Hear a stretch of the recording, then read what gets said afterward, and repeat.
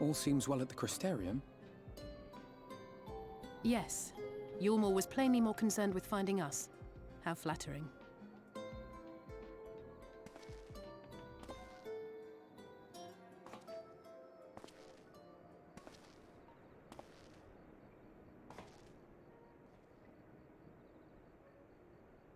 You certainly took your time. I had half resolved to complete the task myself.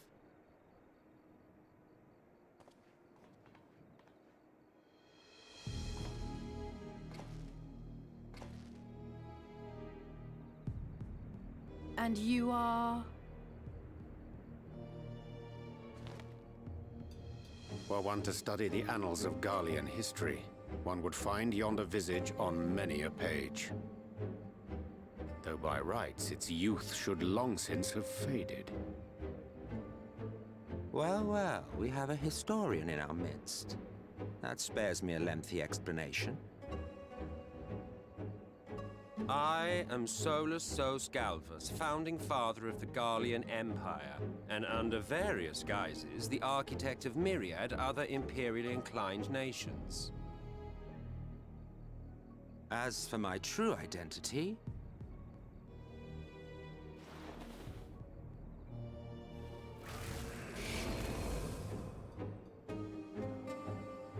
I am Emmett Selk, Ascian.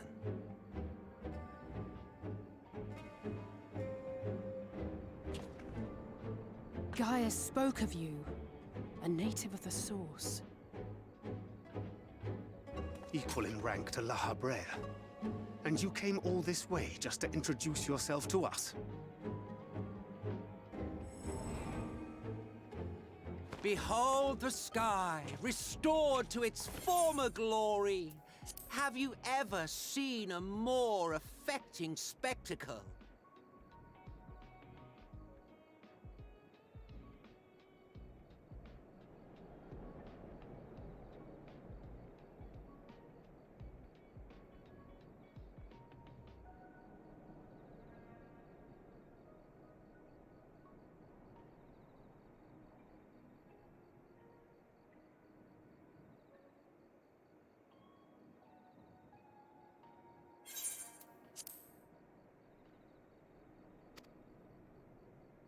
Oh, it is truly, deeply infuriating. Do you have any idea how much you have delayed the rejoining?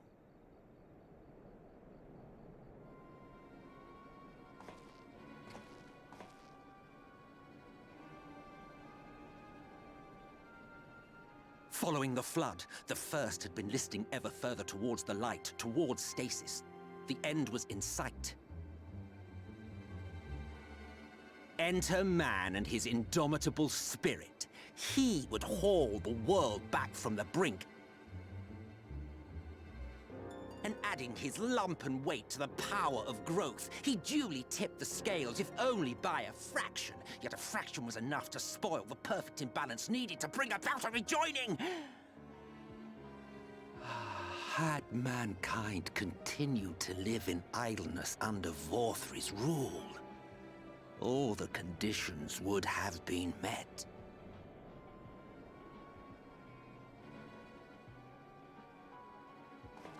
But you had to come and ruin it all.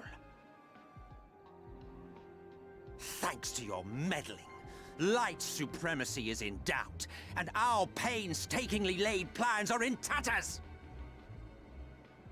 Well, I should begin by thanking you for confirming Urianger's theories on the inner workings of the Calamity. He will be most pleased.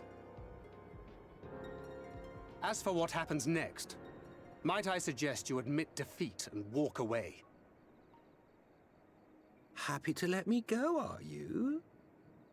Because the murderous glint in your eye suggests otherwise. Indeed, it is enough to make me think better of confronting you alone. Look, it did cross my mind to simply side with Vorthri and kill you all. But that's no different from what Lahabrea did. And we all know how well that ended for him. And so, while it is liable to be troublesome, I have settled upon a different approach.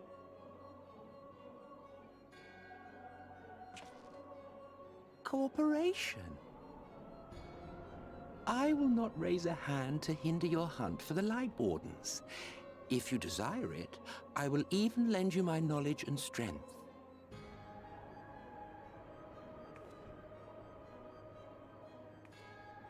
Since time immemorial, you and yours have labored to rejoin the 13 shards, at the cost of countless lives.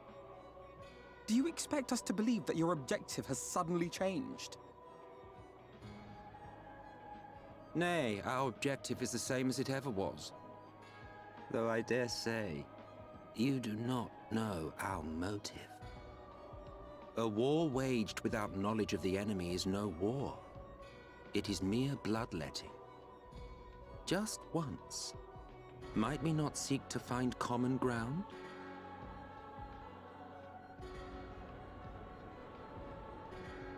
For good or ill, I am immortal. Provided I have the inclination, I can always begin anew, scheme and conspire to my heart's content. But this time I thought that I might instead try to see eye to eye, to understand what drives the hero of the Source, to determine if our goals are truly incompatible. So come, shed your preconceptions. See beyond the unscrupulous villains you take us for. When all is said and done, we may find ourselves pleasantly surprised. The proud discoverers of a path of cooperation rather than opposition. Think of it.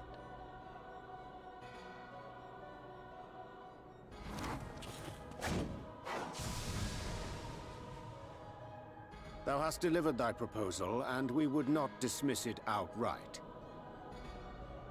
If I may offer thee counsel, however, to make thy case via an illusion reflecteth poorly upon thy sincerity. My apologies. You will forgive me if I'm not entirely at ease in the presence of a famed Ascian Slayer. I felt it only prudent to take precautions. Nonetheless, your counsel is duly noted.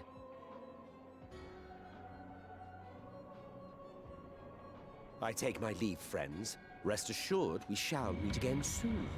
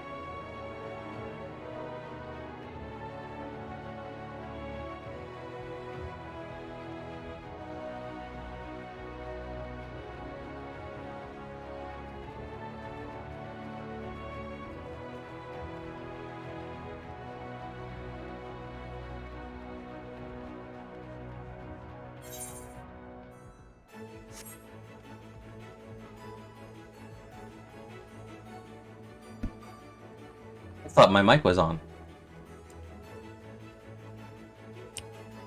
But button apparently got turned off. I don't know how long it was off for. About like 15 minutes.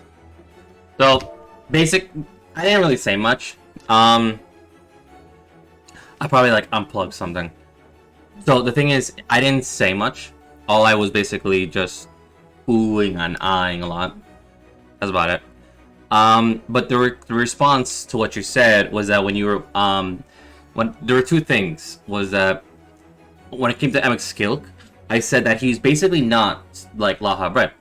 He is unlike Laha Bread. Laha Bread possessed Thanker, and then that's how we got that whole Ascian thing. But Emic Skilk is Solus, as Solus is Emmett. The two are the same. They're just the man just gave himself two separate names for two separate occasions in a sense. It's like, you know what? Today's meeting, I'm gonna go in as Emmett, and the next meeting, I'm gonna go in as Solus. He's the same person. They're both the same person from what I took away from that. Second, I love schemers. I love the schemers. And I think I also said was that I technically did already meet him. He is cringing at his approximation. You know. Emmett. It's Emmett. That's what it is. That's how he said it.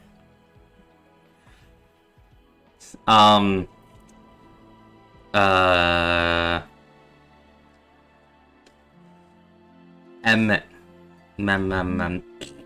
That's what you get.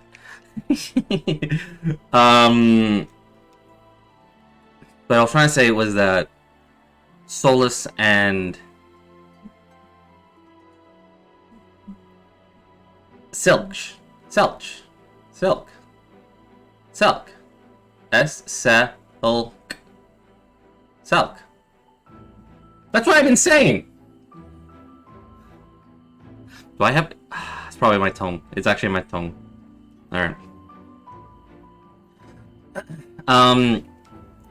So.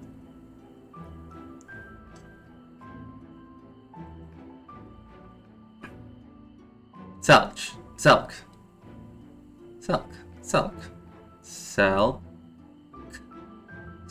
Yeah. I know, Emmett. Just a few minutes spending like trying to pronounce it and just says outright tosses out the door and just says, alright, Emmett. Brain. So technically I already did meet Solus already. All I was trying to say was that I met him post Stormblood. Like the last few quests for Stormblood. Where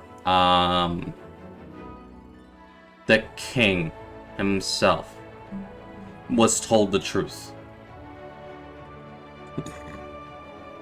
Around there, give or take. I think it was before the war, at most. But yeah.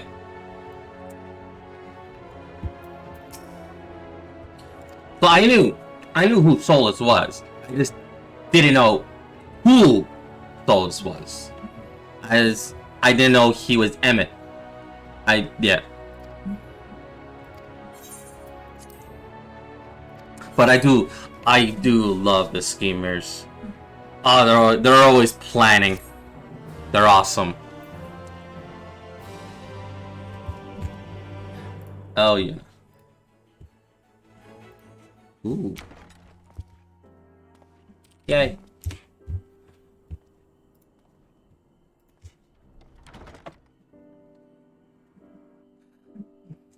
Also, Yuna might kidnap me on Friday.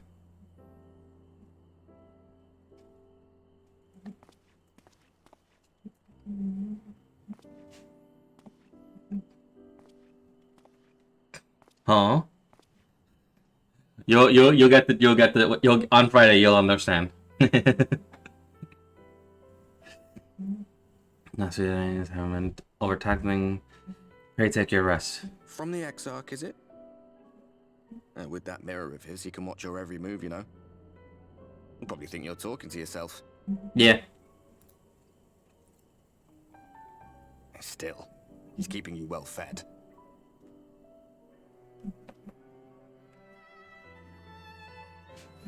Judging by his people's faith in him, he seems to be a decent sort. But so much about him remains shrouded in mystery. Like, what was he doing back in my day? There was no such person when I was around. A lot's happened since the flood, though. Since I was set adrift. I know little more than you do of this city's history and the Exarch's past. Not that it matters. It's Emmett Selk we should be concerned about. Silk. When our world was about to be consumed by light, the Ascian in white appeared before us. He said that the only One way bell for us all to from live on Silk. was to bring about the rejoining.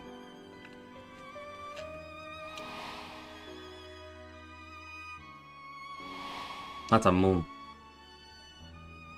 Desperate as we were, we heeded his words, not realizing that the flood was of the Ascian's own making. They cannot be trusted. None of them. But Emmett Selk had one thing right. One should not fight blindly. That's what we did. And it cost us everything we held dear.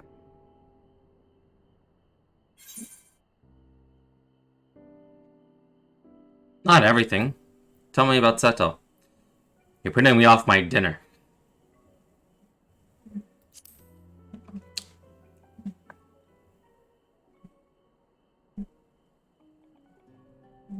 You mean Seto? Well, that's... I suppose you're right.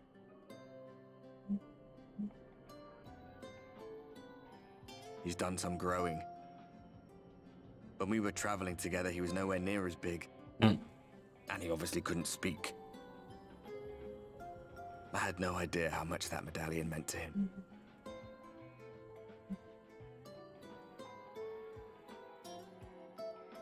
What about you, anyway? You must have a friend like Seto. Chocobo, perhaps? Come on, you tell me something for a change.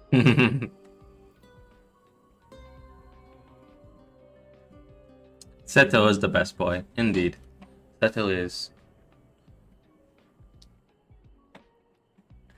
And then I just sleep lying on my back like a plank of wood.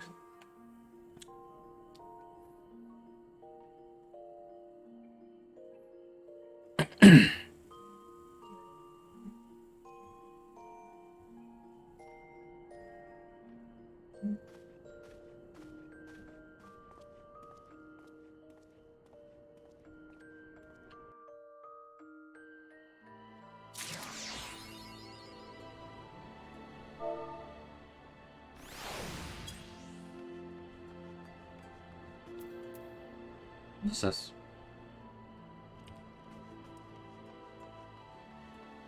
I might just grab it and go.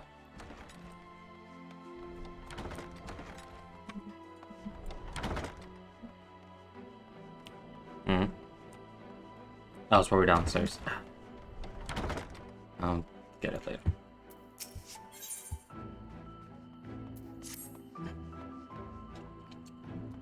Good evening, sir. I hope you rested well. The Exarch and your companions are presently gathered in the Ocular. He asks that you convene with them at your earliest convenience. Alright. I might take a little break from the story and do some stuff. Let's see. There we are.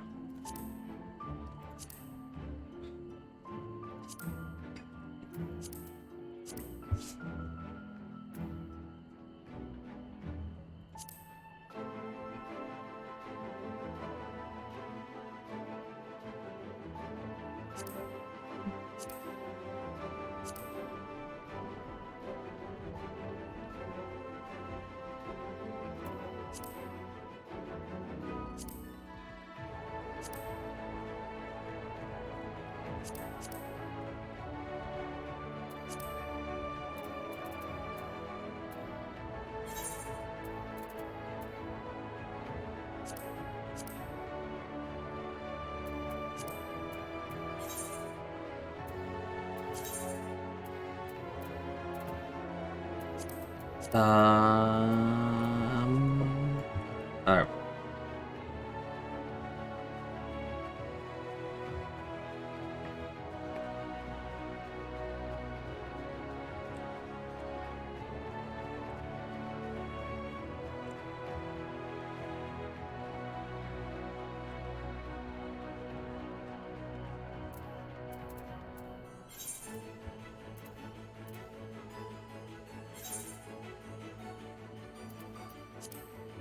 Hang on. No.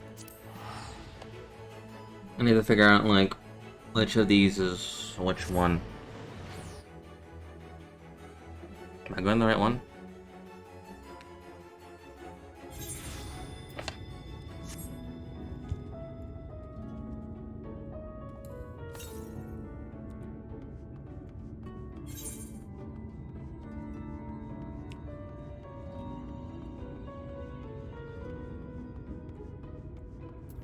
Okay.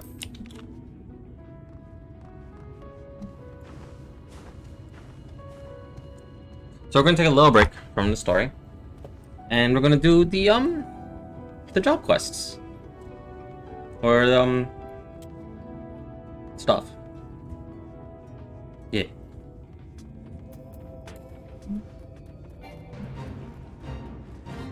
No.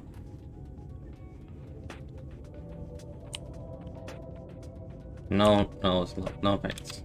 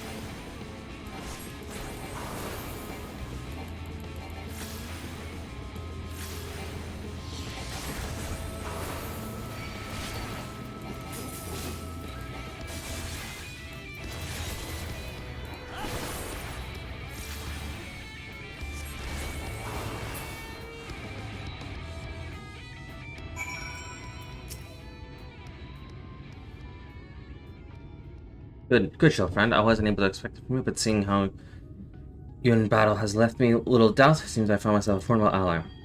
And so I'll extend the offer to my earnest. Help me hunt down Bronius, and we'll split the bounty down the middle. What do you say? That's the spirit. Now, there's more to show you before you proceed. Come meet me at Morksall, my base of operations. I'll fill you in on details.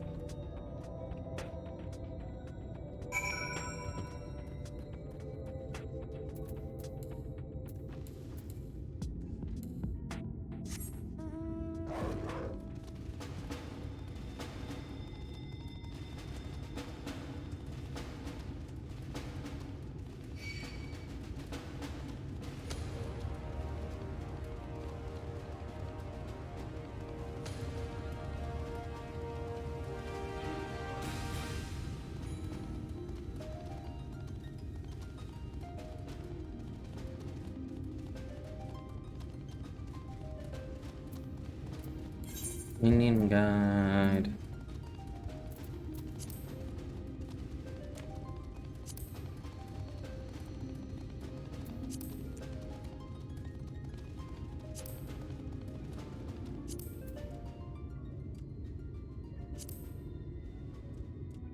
There it is. Common to Kaloshia, Jujubile is known for being literally unmoving.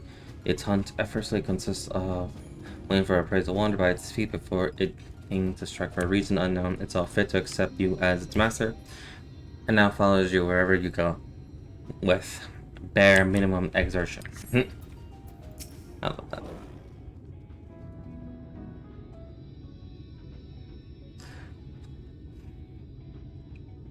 Welcome to Mord. Mord's cool friend. As you can see, it's a bustling trade post, frequent by merchants come across the realm.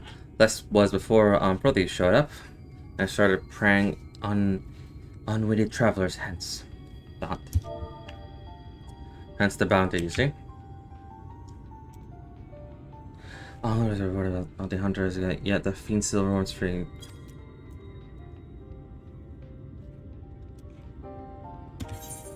There we go. Few that have seen Fronius had returned to tell a tale. The great honor they witnessed, cavernous black holes materialized out of thin air, swallowing everything around them into the abyss. People have taken to calling them the Hallows. Rumor has it that one barely has time to lay eyes on Fronius before he summons forth the Hallows, which proceed to consume everything in sight. And I do mean everything. Just one day an entire caravan was devoured by the Hallows, leaving only nothingness behind. Mages have postulated that these holes are literally tears in the fabric of our reality, gateway to another world. To put it another way, at any rate, suffice to say that the next man to come back from the void will be the first.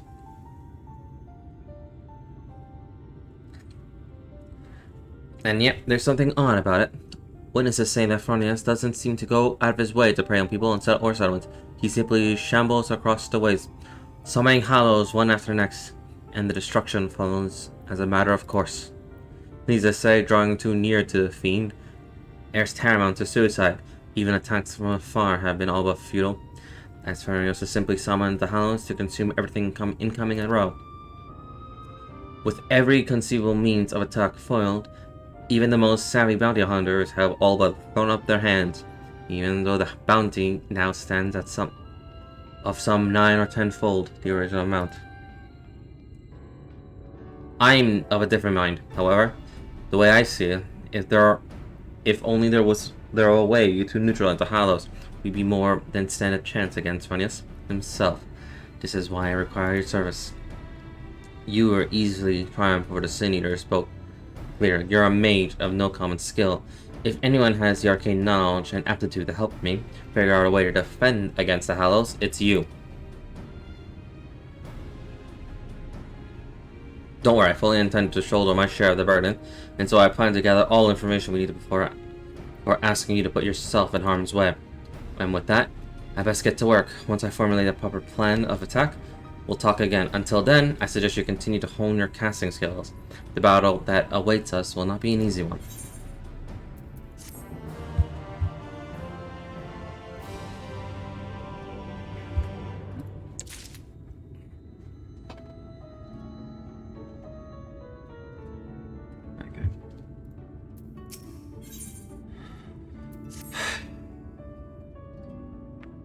Ah, there, your timing couldn't be any better. As any luck, I heard a little bird told me that foreigners was sighted in the vicinity not long ago.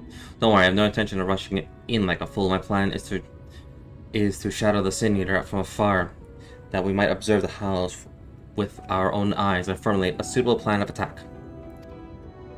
To that end, I procured a mannequin here from a merchant acquaintance of mine at the Crystarium. By setting it at Fronia's trail, I mean to gauge just how wide of a berth we must keep from the fiend, so as to not be sucked up into the void. Shed no tears for the little fellow. Friend, his sacrifice will be the key to our success, and yet, as you can see, he's not quite in the best state of repair. Pray lend me a hand on procuring what we need to get back on his feet. You're a lifesaver. I just spotted a nasty-looking sand-skin silly bitty looking about to the east of here, and I do believe one of their tendons should serve well to put on some under the spring back into the little fellow's step. Snag one for me, and I'll see to the repairs. English doesn't exist.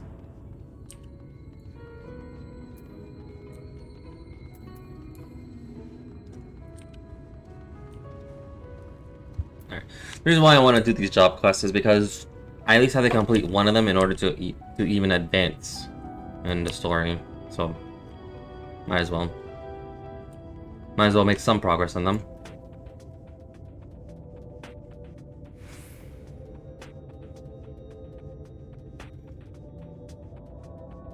I'm going to see if I can try and get up to the 76 for each of them.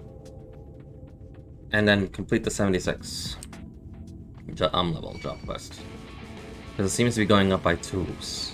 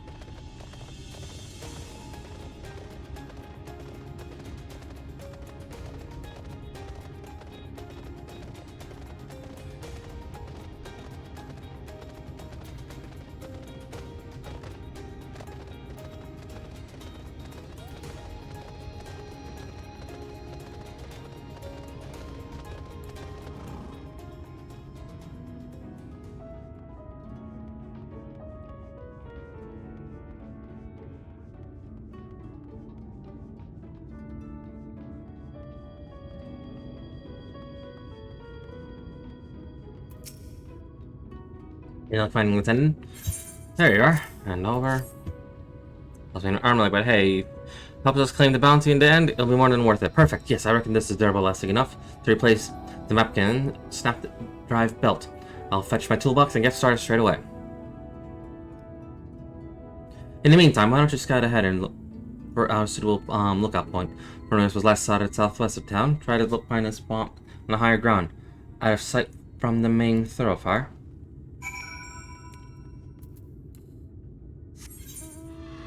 That would be over here.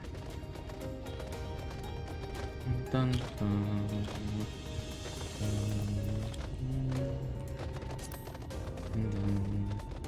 dun,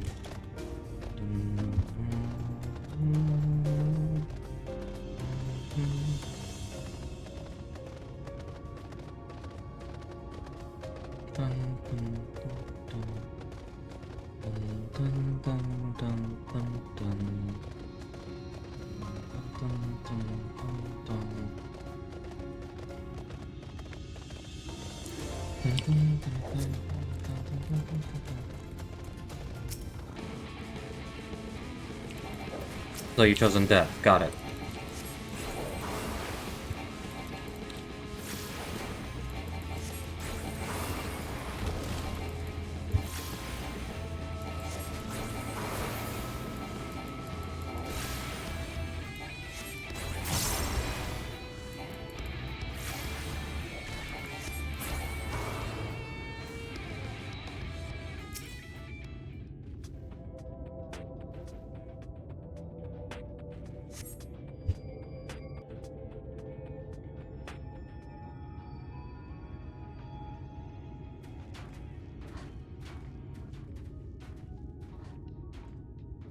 Why, friend, as you can see, the Clockwork Friend is back in tip-top shape. And since it appears you found us this perfect spot, perfect lookout spot, why don't we get down to work? I'll clean this a fire. We might be here for a while.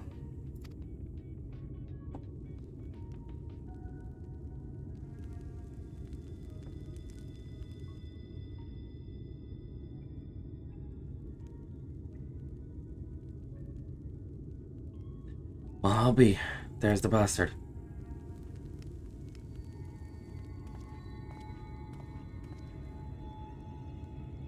Look closely, and hold your gaze. We must witness the sheer horror with our own two eyes.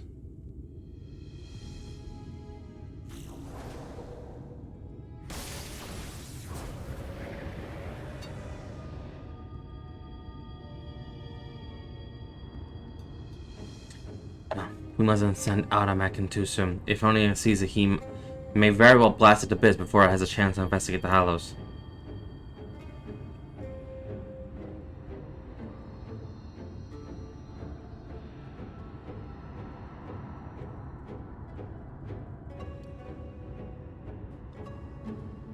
Just leaves it there.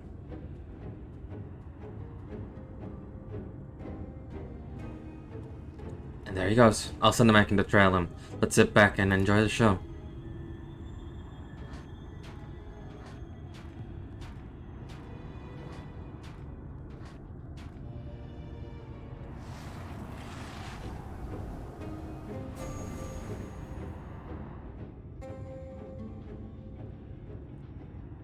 Just expected gone without a trace. Shed no tears for our little friend.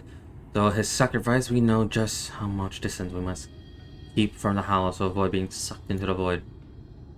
Now it's our turn. Let's edge a bit closer and see what we can observe.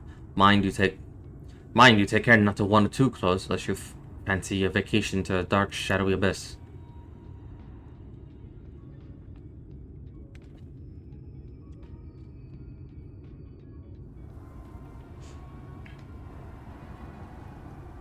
It's as if shadowy swirling rages inside, ready to suck anything and everything into a void. I'm seeing my horrific side in my day, but this sends a shiver up my spine.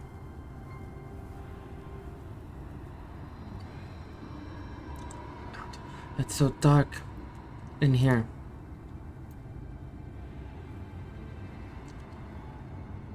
Light a pale face, friend. You look as if you've seen a ghost. A voice. I'm inside a hollow, but that's impossible. Is anybody out there? Please, help me. Help me get out of here. Over here.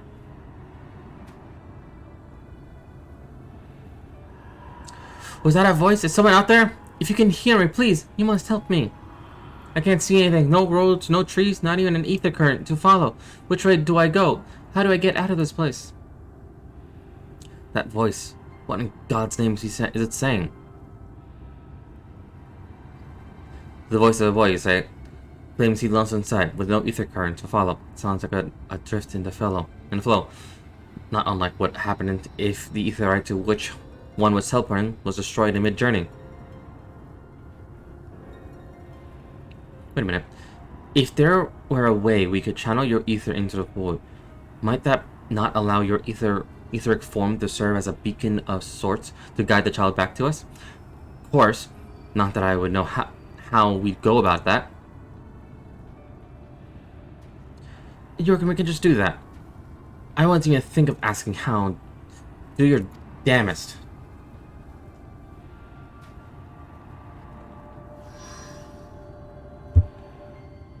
Of course, I would know how. This protagonist. Wicked White, I knew you were no ordinary sinner. But even still, you find ways to surprise me.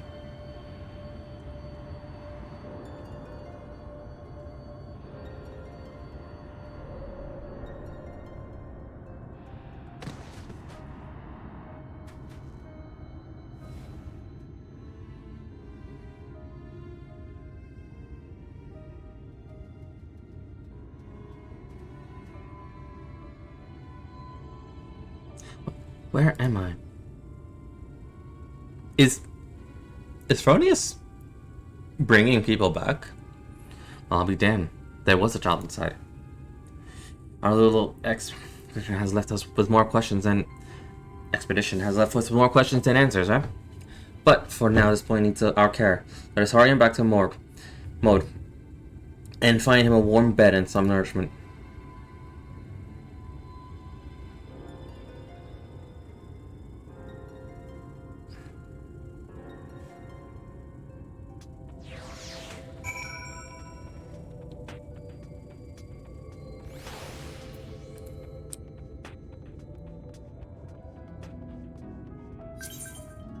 Oh, I'm busy.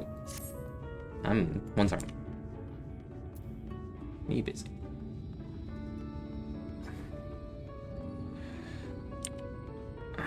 Because I don't know when a duty will pop up, so... Yeah.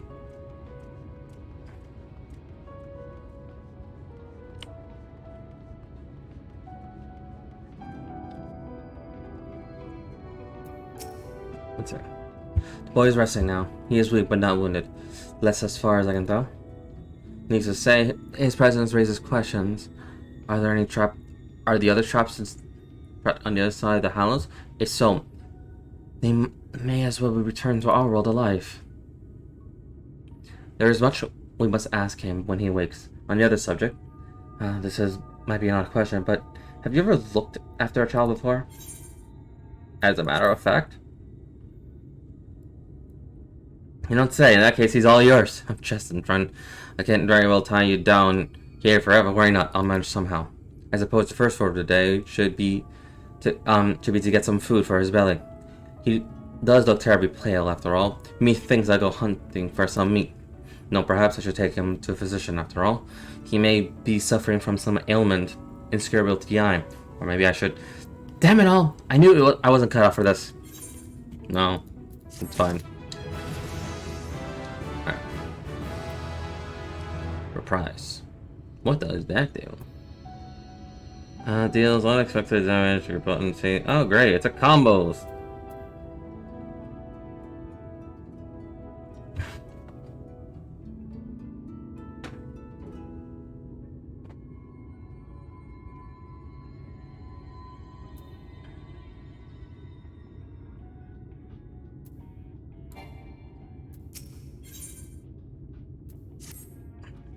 Okay. Oh, yeah, there. Well, I seem to know what's physically speaking, at least. There's just one rub, you see? He has no recollection of where he came from. or just how he managed to get swallowed up into the void. I knew it was too good to be true. Okay. As a matter of fact, other than his name, Painter, he can't remember anything at all.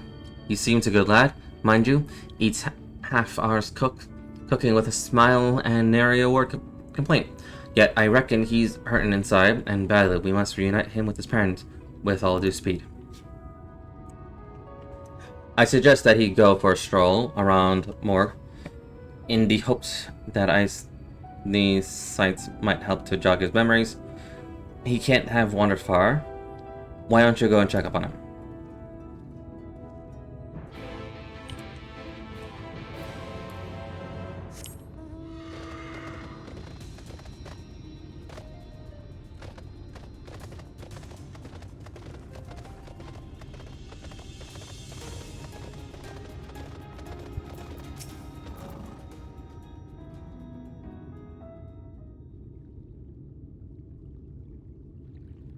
Yeah, tell me, are you the one who rescued me from the flow? Yes, I feel from you the same warmth that reached out to me when I was adrift in the ether. Well, I'll be damned, the boy's sharp one. And that's not the least of it. The carer who examined him said that he could feel the great power welling up inside of him. Despite his young age, Trainer here seems to possess a remarkable command of the magical arts. Perhaps I do, and yet I cannot say it. Try as I might, I can recall nothing of who I am or where I come from. The darkness. No need to apologize. You did well just to make it back to us. Speaking of which, can you remember anything at all of what you might have felt when you were adrift in the void? That I remember, or at least I think I do. I recall a vague sensation of someone passing along me. Indeed, I believe this is what aroused me from my slumber. If the hollows truly are a gate between worlds, that would mean that someone recently traveled from ours to another, or from another to ours. But that's not possible, or is it? You'd be surprised.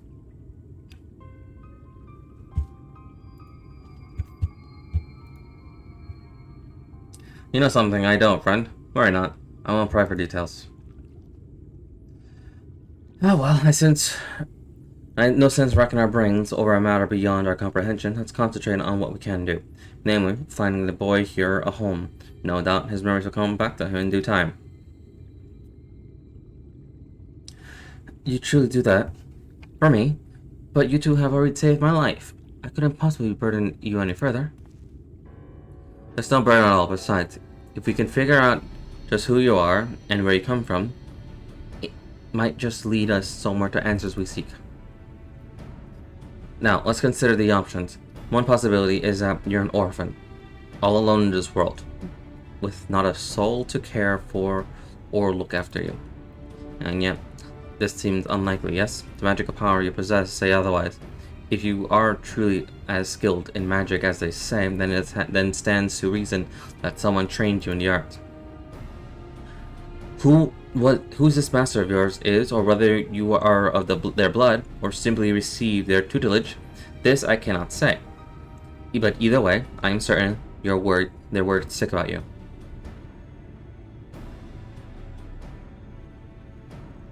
If that's so, wait a minute.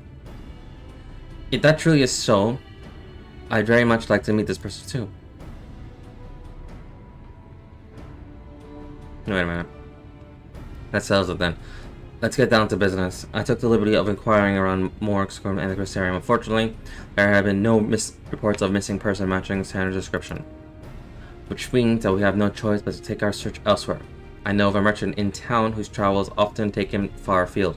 Let us talk to him and see if he heard any helpful rumors. There we go.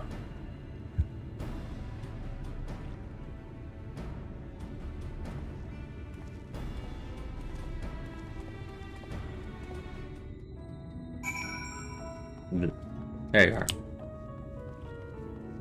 Well, that's so cool.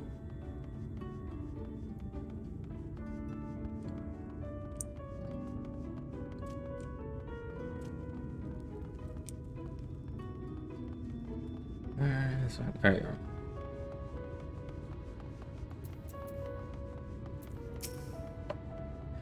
Remember my missing boy, you say? Playing a shot. It's a long shot, I reckon, but I overheard something the other day that might be of use.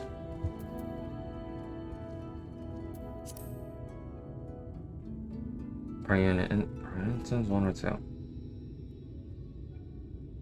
No. On my way to Moor, I stopped over to the inn of your journey's head. There, I met an alien mage. As the carriers told it, he'd been imaged by a senior and was separated from his child in battle. It's gonna be the senior would attack the poor man. Most furnace, that explains everything. This man you speak of, he could be my father. We must go to him at once. Agree. I only hope that the man is no more. There is point in presuming the worst. Let us make for the inn and see what carriers they can tell of us. We're going all the way over there, right? Okay. So I'm gonna complete this one. Then complete the Mechanist one. And then I continue from there.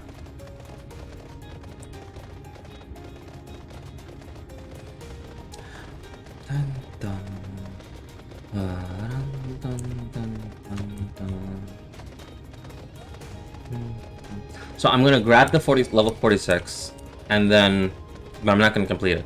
I'll just grab it and go.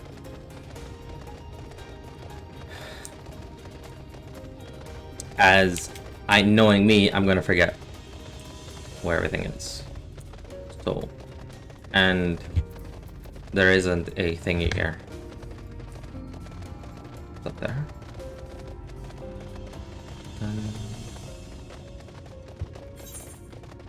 Okay.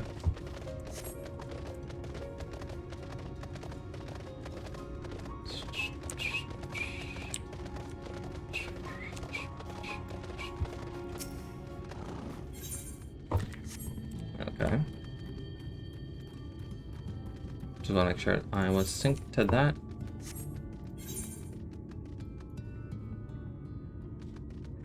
Yes.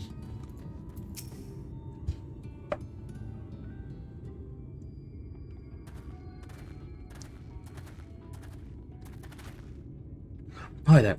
I hear that there's a mage in your care who lost his boy. Well, I do believe we have him right here. I fear there must be some mistake. The boy in question has already been found. This is him, right here.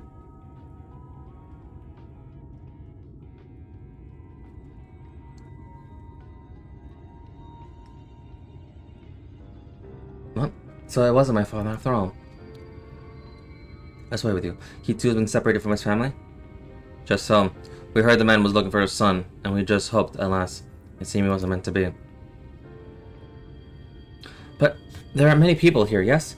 Might I ask around to see if any others are my family? But of course, yet many other people here are quite ill. In many cases, in considerable pain, it might not be a place for a young child to walk around unattended. Indeed, it's not. Guess that means either myself or Archer accompany him. I'll go with him. The walk might help me, or take my mind off things. Not a bad idea. If the lad doesn't mind, I reckon Tanner would rather be with someone of his own age.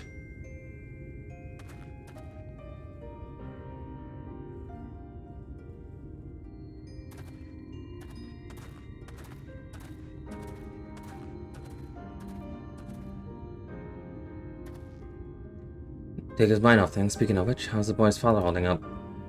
I fear the poor man has already departed on his journey. He is a man no longer.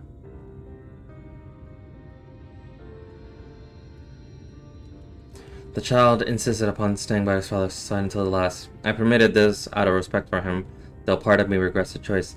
None so young should suffer such horrors.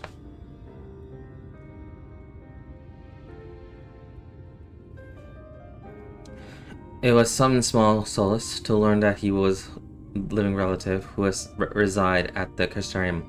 In fact, I was making preparation to escort him there myself. I reckon we should also find someone to look after Tanner as well.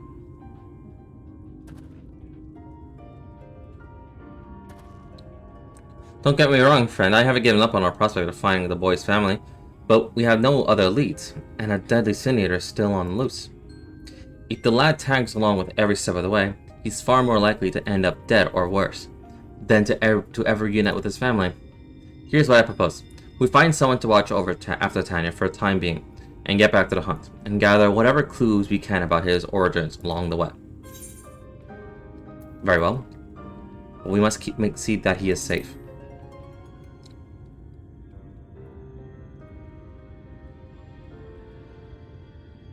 That goes without saying. Let's have a talk with the proprietor of the Wandering Stairs. He's kindly enough chap, and knows a damn near everyone in these parts. With any luck, he'll be able to direct us to a willing and able guardian.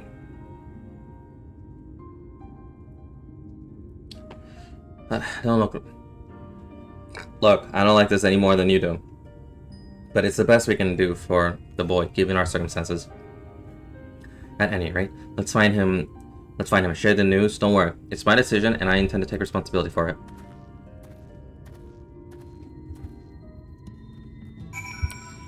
Alright.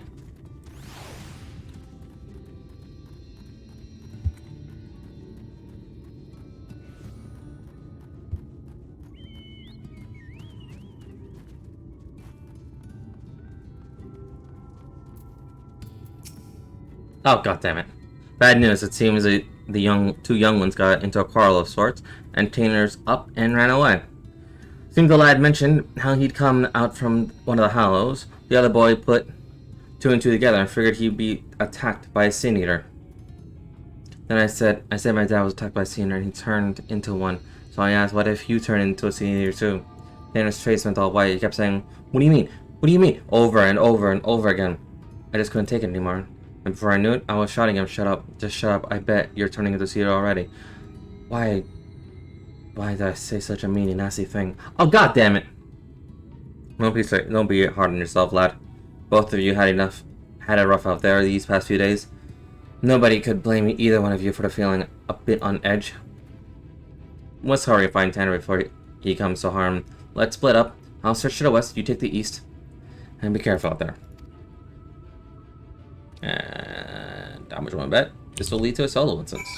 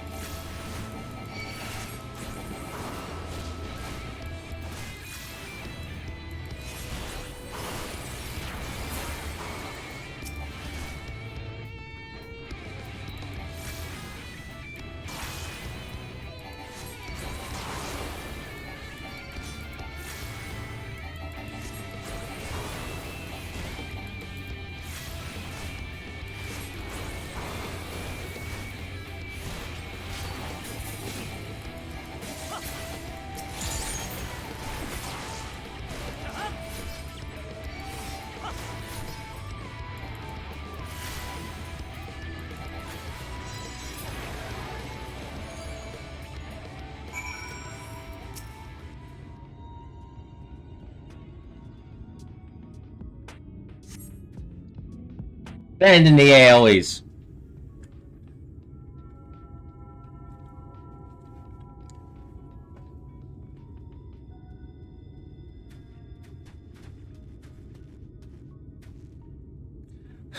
Well, when I heard the clamor of battle, I feared the worst, but I see that you have everything under control. Are you okay, lad?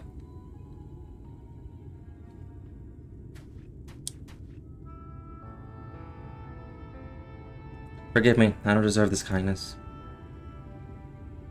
This man is just a good man! I was so scared that I was worried about what would come of me if I never recovered my memories. And I started thinking, what if I ended up like the boy's father? What if it's already happening to me? That's one matter you need to worry yourself with. The carrier who examined you told us much. You suffered no direct wounds. You're in no more danger of turning into a senior than Art or me. Is that so? That's good to hear. But I must apologize to that boy. I should have known better to badger him about such things, especially after what happened to his father.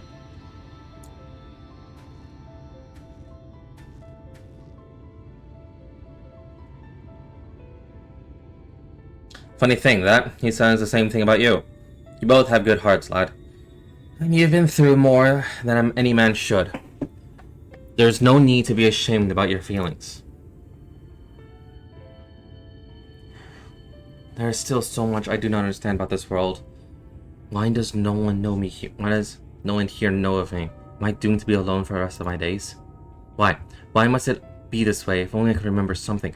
Anything. I'm sick of not knowing who I am. I'm sick of being alone. Ah! Pop McGuffin! Alright, time for an explanation. Time to see who you are.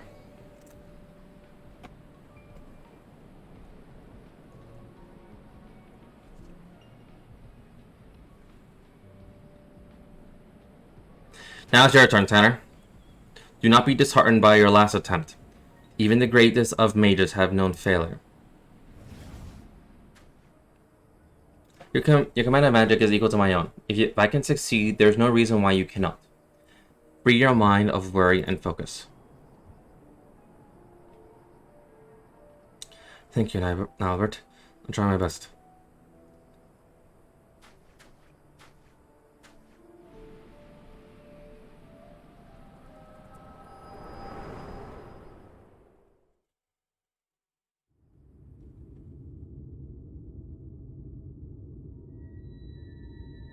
I can't find him. You alright, Art?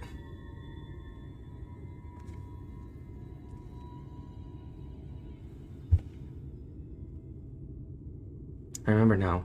I was standing here on the spreading plain. My head hung low in shame. Then Albert turned to me with a smile and heartened words.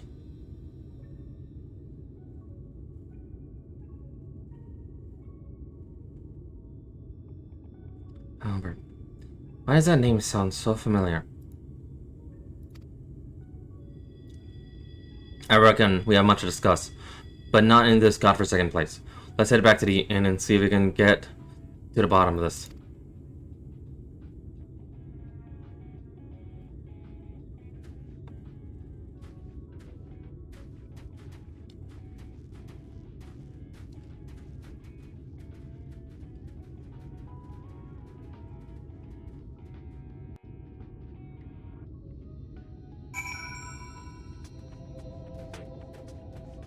I have a hunch that Tanner is much older than we realize.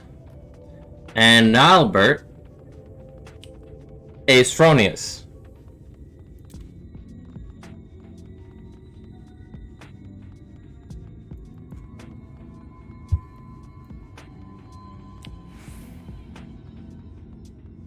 I could be mistaken. That's just me stretching, because why the hell would that? Why the hell would he just summon that? Because they were both practicing the black hole magic in a sense. One was doing it at random, the other was legitimately practicing it, so... Tanner, oh, you're right. I'm so sorry, I shouldn't have said those nasty things. Forgive me for reacting as I did. I'm fine. In fact, I seem to have recovered some of my memories. Really? That's wonderful. Maybe you won't feel so scared and alone anymore. I'm going to go live in the Crystarium with my relatives. Promise me you'll come visit. I mean, after you get your memories back and all, of course. I promise. Until next time, my friend.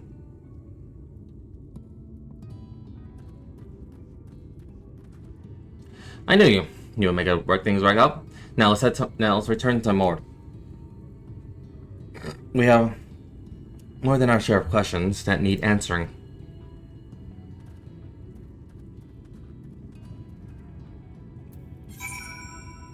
I'm not locked that.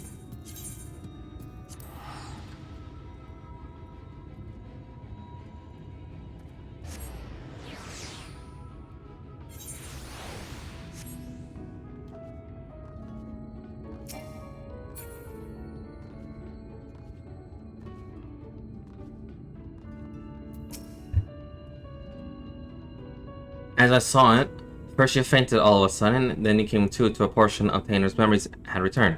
What in the world happened out there? Long story.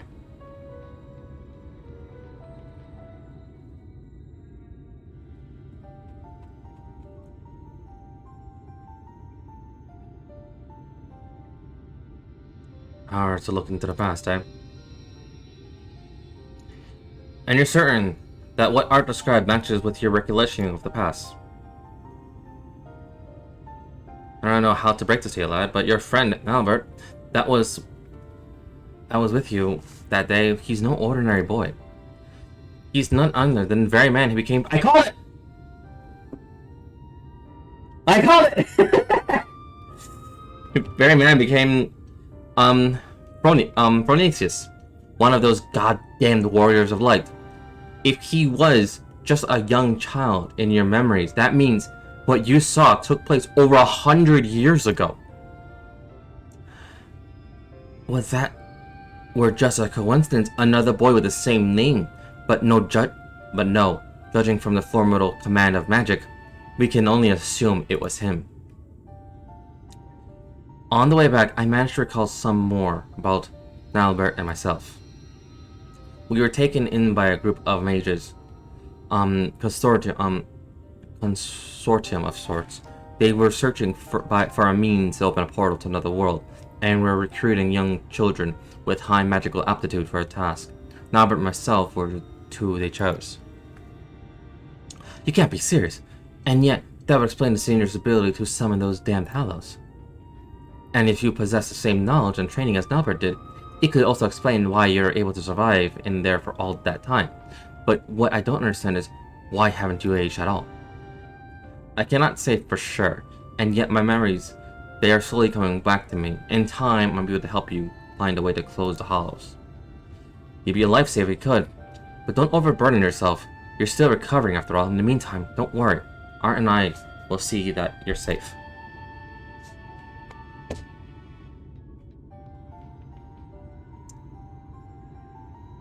I thought Tanner was just a victim of the Sainers. To think he was actually friends with the man himself. Or, when he was still a man. This can't be a simple coincidence. And yet I'm convinced of it now. The child holds the key to defeating Pronicius. We must keep him safe and not let him out of our sights. Besides, look how hard he's trying to recover his memories. I'm not so heartless as to kick the poor lad before he's figured matters out.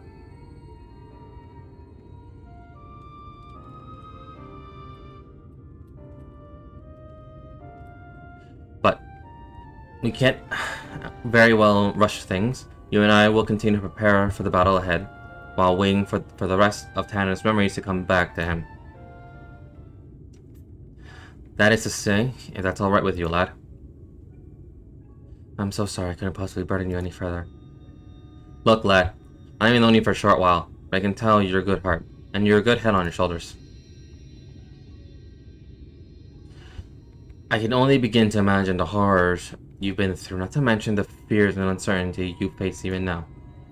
But I want you to promise me this: no more apologies, no more burden to us.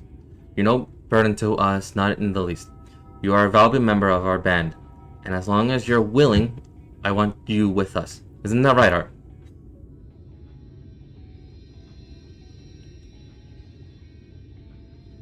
I see. Thank you. Thank you, Greg. Eric. Thank you, Art. I will aid your quest in whatever way I can. Now, that's more like it. We're counting on you, lad.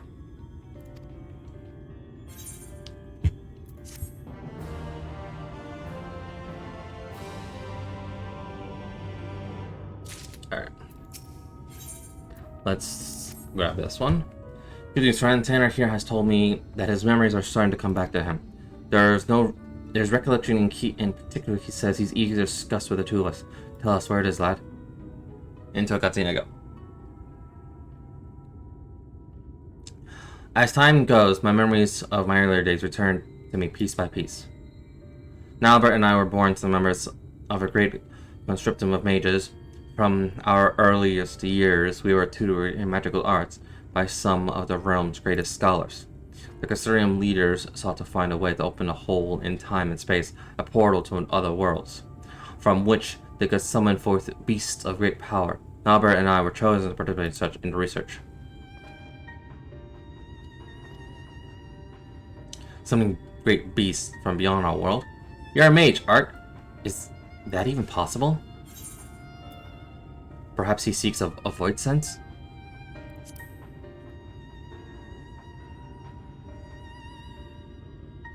Void sense? Never heard of them. But I'll take the answer as a yes. Mages come up with the damnest ideas, eh? And yet I don't understand why ever would they use 2 young boys for such a dangerous experiment. These beasts our masters sought to summon reside in the planes most distinct from our own. Reaching across such a great distance requires tremendous store of innate ethereal power. And so our masters set out to breed the perfect mage. Marriages were arranged to wed the mightiest members of the consortium to one another in hopes they would bring forth children to theretofore unheard of magical aptitude. Finally, they succeeded. And so you were born, and Albert.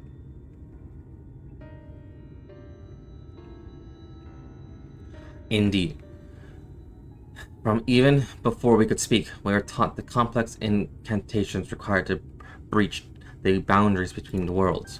We practiced these spells day after day, night after night. For what seemed an eternity, at long last, we were deemed ready to attempt the summoning.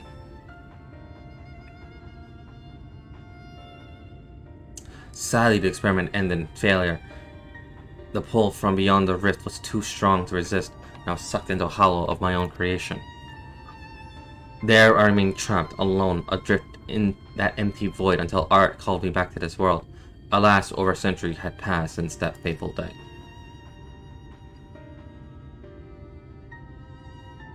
That's one thing I still don't understand. If so many years truly have passed, why is it that you had not aged even a whit? I cannot say for certain, but I can remember the words of one of my teachers. The rift is unlike the border between countless worlds, a place that exists between time and space. If it's true that a rift exists outside of the concept of time, then it's all too possible that even seconds spent in an empty pocket could correspond to months, years, or decades in our world. And so you returned to us, just as you were that day, even while over a century has passed for the rest of us. But why didn't Albert save you?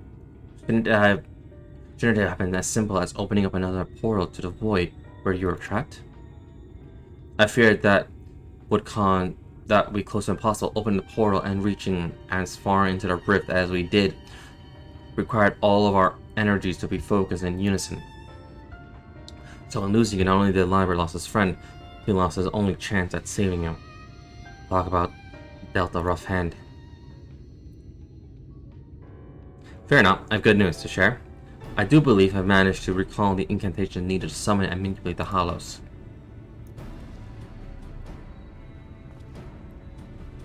Summoning beasts from beyond the rift is far beyond my power, but I just might be able to seal up the Hollows.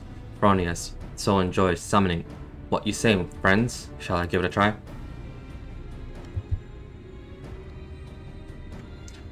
That's music to my ears, but let's not say too hasty after all. The last time you tried to use his magic, there was some complication to say at the least.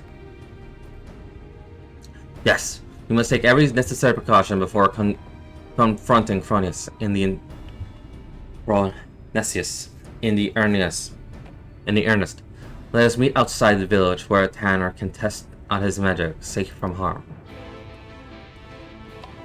Phronesius. It's gonna be hard to pronounce that one. Alright.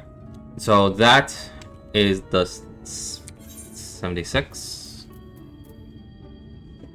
or 74.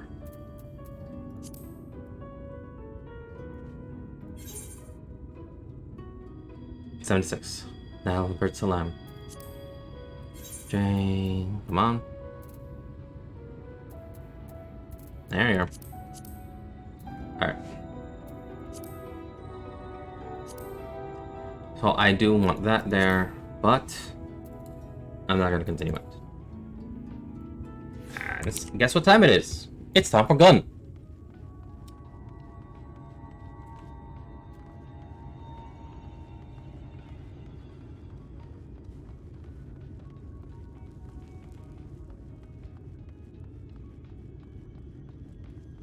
I want to get them as high enough. That way, when I get to 80, I can just continue it all on go. So, yeah.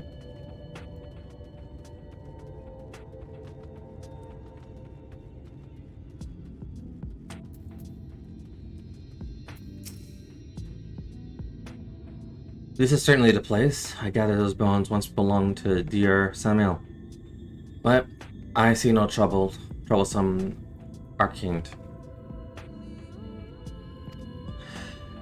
It seemed rather a large desert. I had considered hiring a few trackers to hasten our search, but I have yet to spy a place where such individuals might congregate. Pity. Nothing for it to roll up our proverbial sleeves and do the dirty work ourselves.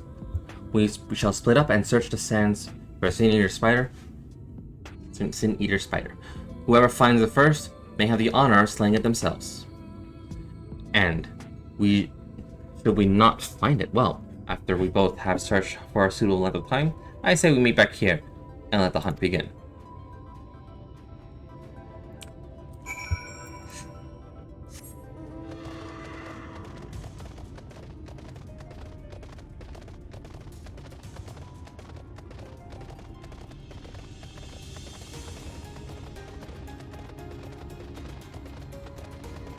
So this is 72. I'm only gonna, like, same thing with the other ones, I'm only gonna do a few and then continue. Once I get all the quests, all the role quests to level 72, the job quest of 76, I stop and then continue the story.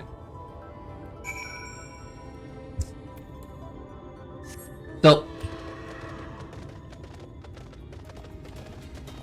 Nalberts. That is interesting. Tanner and Albert.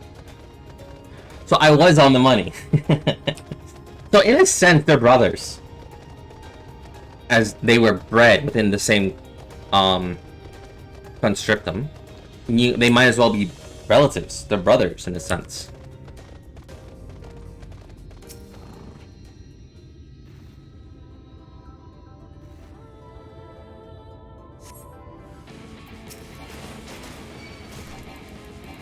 I could say jokes. But I got a gun.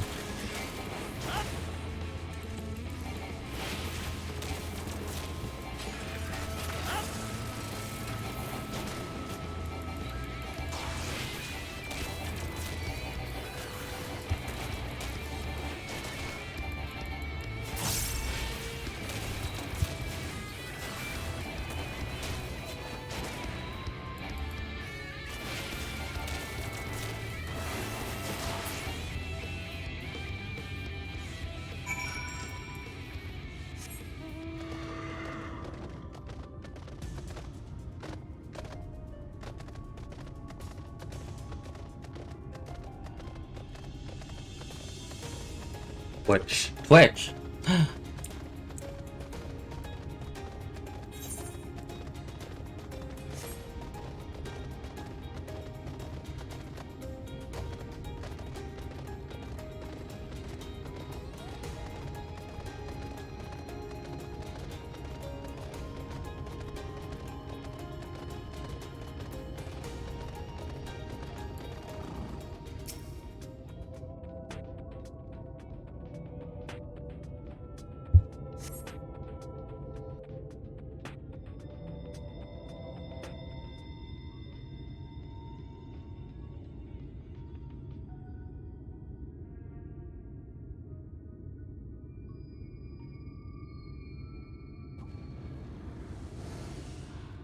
You.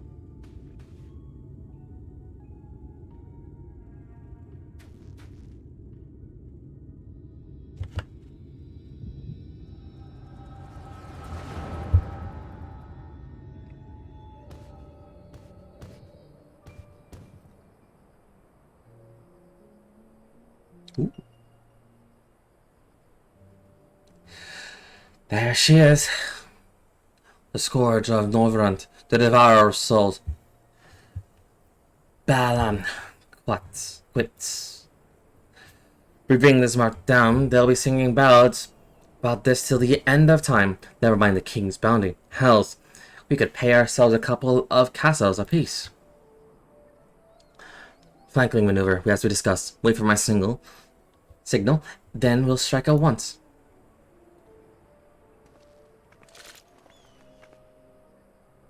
Wait for my signal, then we'll strike at once.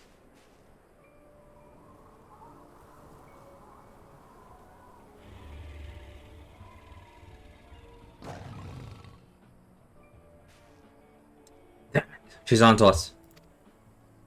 Don't panic. We planned for this. We'll act as decoy while Rendere brings her down. Go, go!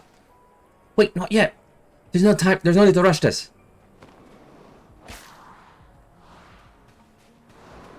They got killed, don't they? Slide it. Always so headstrong.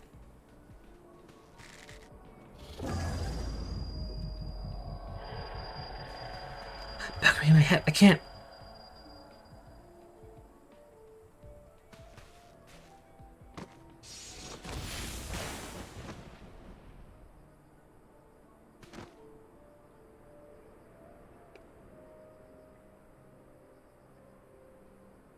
So it was a hunt gone wrong.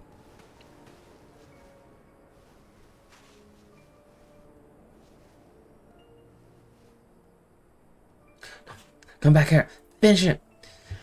You bloody bastard. Finish me.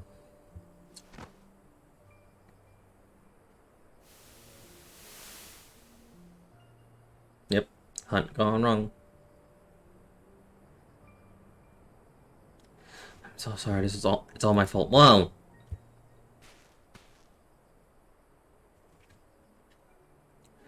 I will not let it end like this. I promise. I'll kill that goddamn beast. If it's the last thing I do.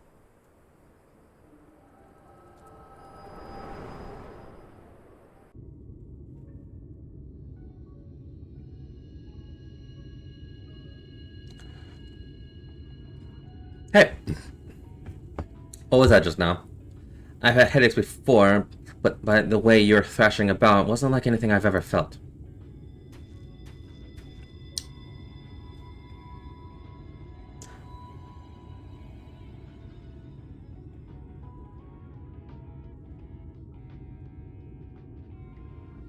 By the gods, I thought we were lucky to catch a glimpse of on the ring.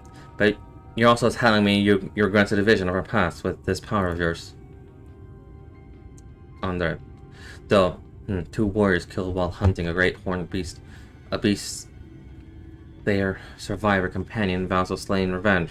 I heard this tale before I know it. But it's a common enough sort of tale, I suppose. And regardless, she is gone. Come, let's return to the Crystarium and celebrate your accomplishment.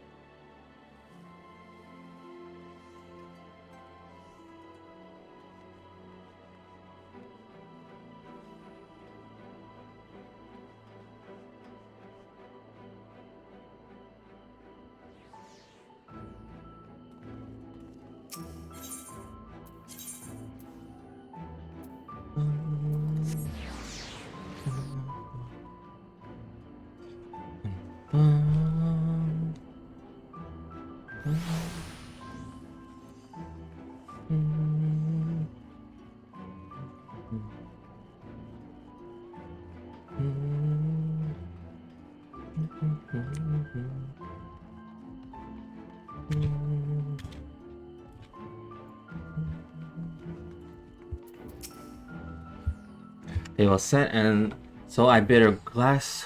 You raise a glass with me, and that together we might toast your spectacular accomplishment.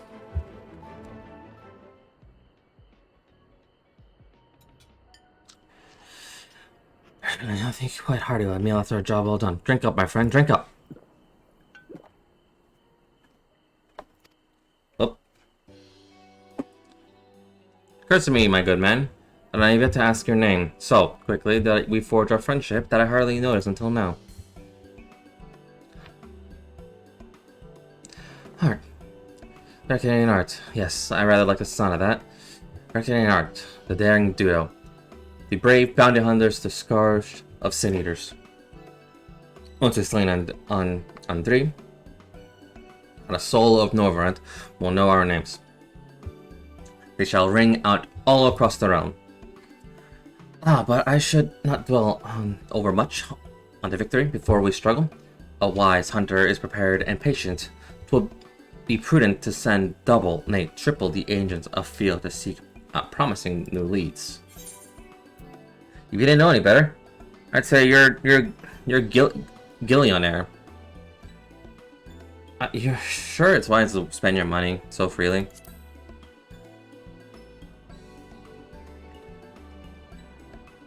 Worried about the budget of our brave endeavor? Well, don't be. I am prepared to fund our activities as needed. No expenses shall be spared. None whatsoever. He is a Gillionaire. Naturally.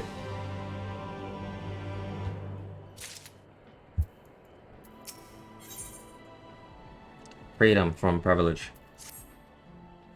There he is, Art, come to rejoin his bosom companion, the Great Hunt. It is well that you have, for I have obtained new information concerning a sighting of Andrea on Canosia. The fiend has transformed yet another deadly mark, a great bear in this instance, into an even deadlier eater. And so it falls to Rick and Art to slay the newborn eater and continue their pursuit of Norvrant's most notorious virtue. To Canosia and to glory.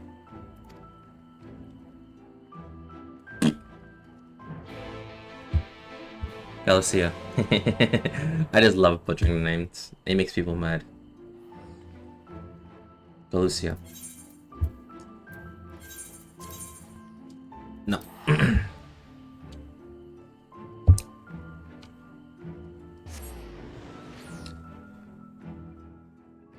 Galicia. Doxia.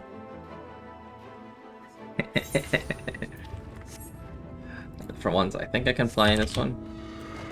No. Flight is a myth.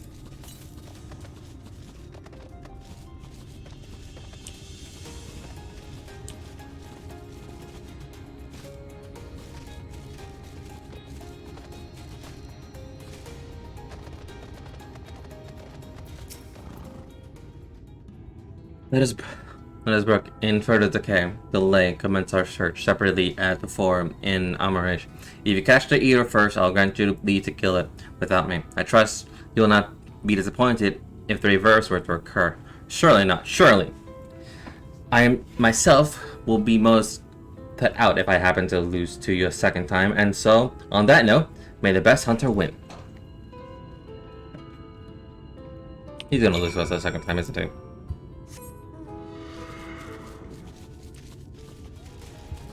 Why here? Why here? So, in a sense, Andrea is hunting things that she couldn't,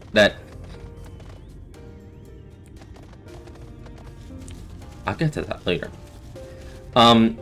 Is in a sense hunting things she couldn't slay before. Because the first time she tried, she was very weak.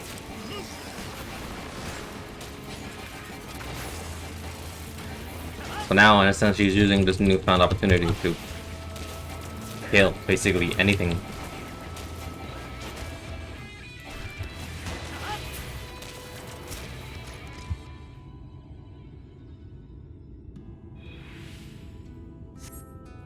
to rejoin with no trace of the bear you seek.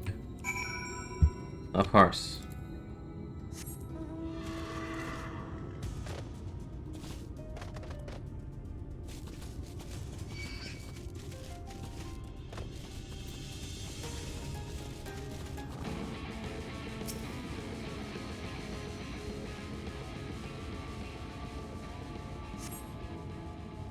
Not sure perhaps it was indeed the battle hunter this time. I hope he was.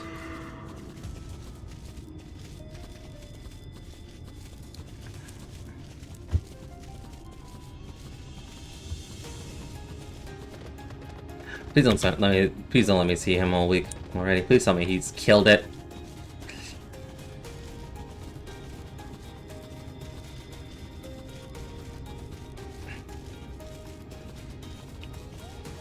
Dun, dun, dun, dun.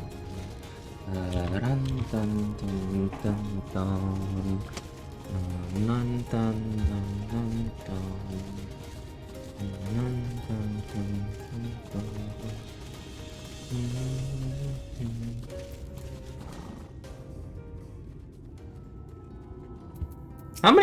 How many people did you hire, mate?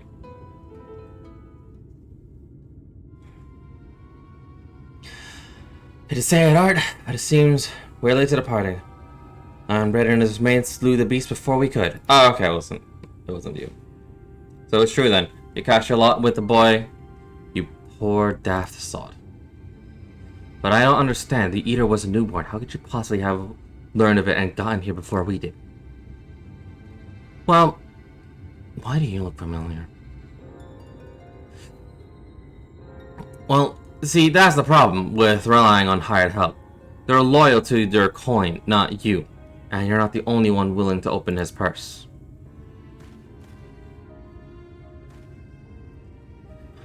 But, more importantly, Rick, what's this I hear about you hunting Andrea?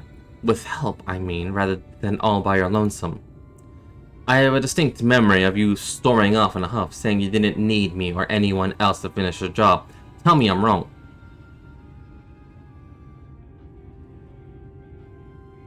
Do as you like, help or no. You have no chance of beating me to the prize, because unlike you, I'm not all talk. Neither are my mates. Speaking of which, how much did it cost you to buy his friendship? Do tell. Piss off, Lambert. Why are you still here? You got your mark, didn't you? You should choose your friends more carefully, Sinner. When it all goes wrong, don't say I didn't warn you.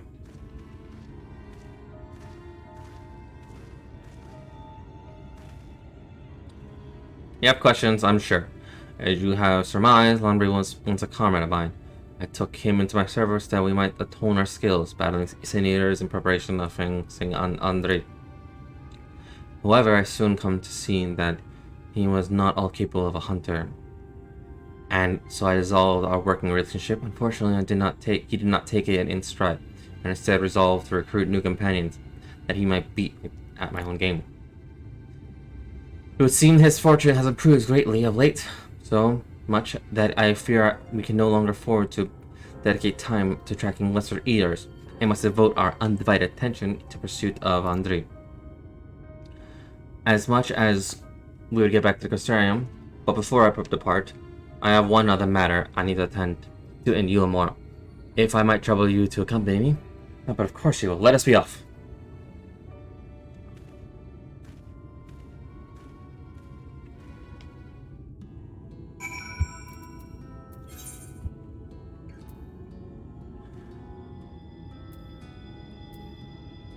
I never got this fucking...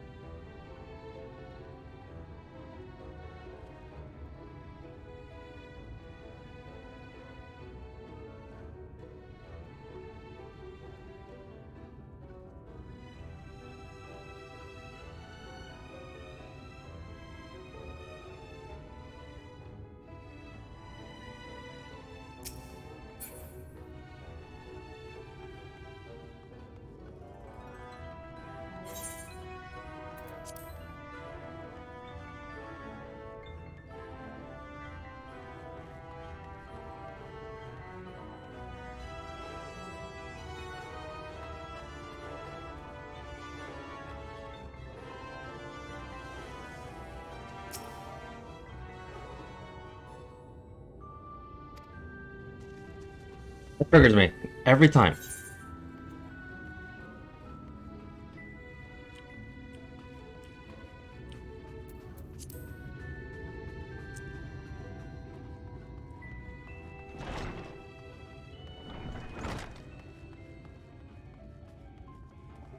Why? Why?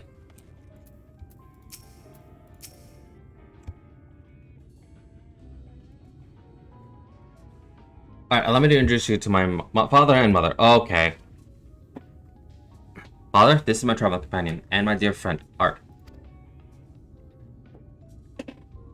He and I have resolved to hunt a particularly deadly sin eater. Indeed, I cannot overstate how terribly dangerous the sin eater is. That is to pursue, it is court death itself. However, when we at least triumph over the fiend, all of Norvrend shall sing our praise. Won't that be wonderful, Father? So long as you don't sully our good name, you are free to hunt whatever quarry you desire. I can do without all the petty details. Now then, how much do you require this time? Out with it. Oh, never mind. Just give the boy my coin purse, would you?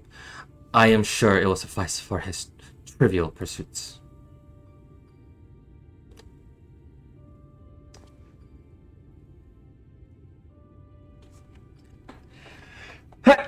Damn. Damn. I felt that one. That is why you're here. Is it not another handout? Don't play coy. You've never been any good at it.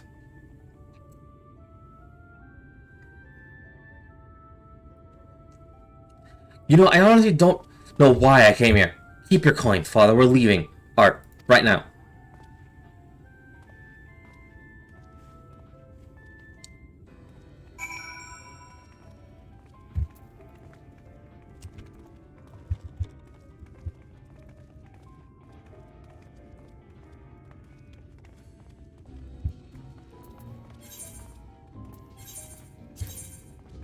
No.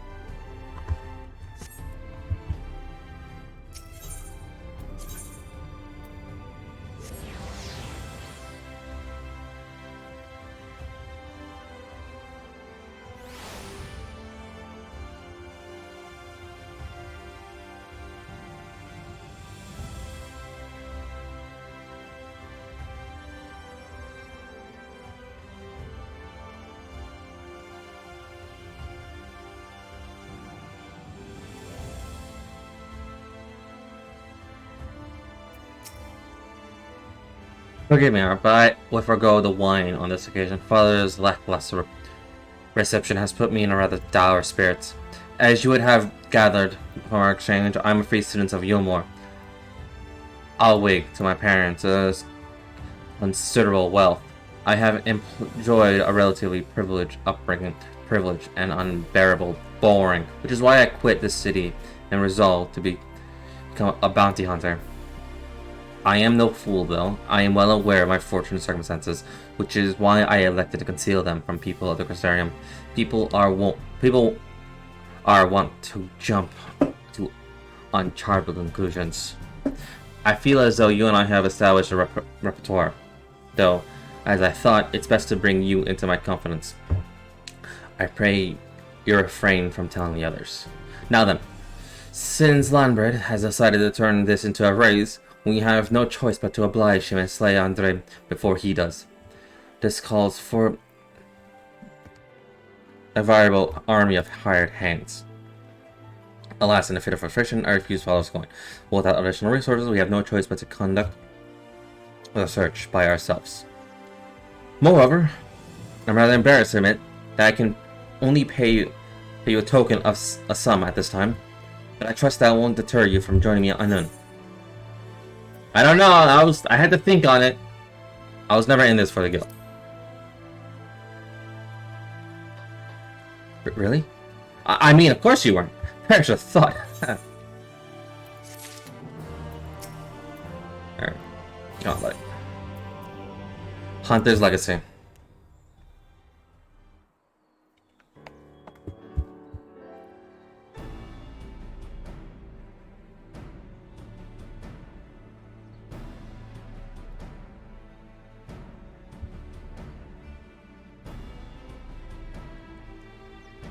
Wow. Alright, my friend, thank God you're here. Ever since we parted ways, I'm exhausted myself, running over the Crystarium, questioning anyone and everyone, hoping someone might have seen Andre Badalas. Since only the Crystarium? So you haven't gone outside even for a bit.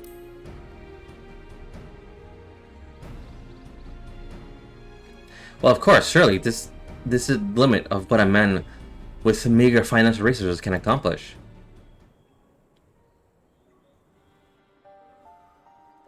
But never mind all that.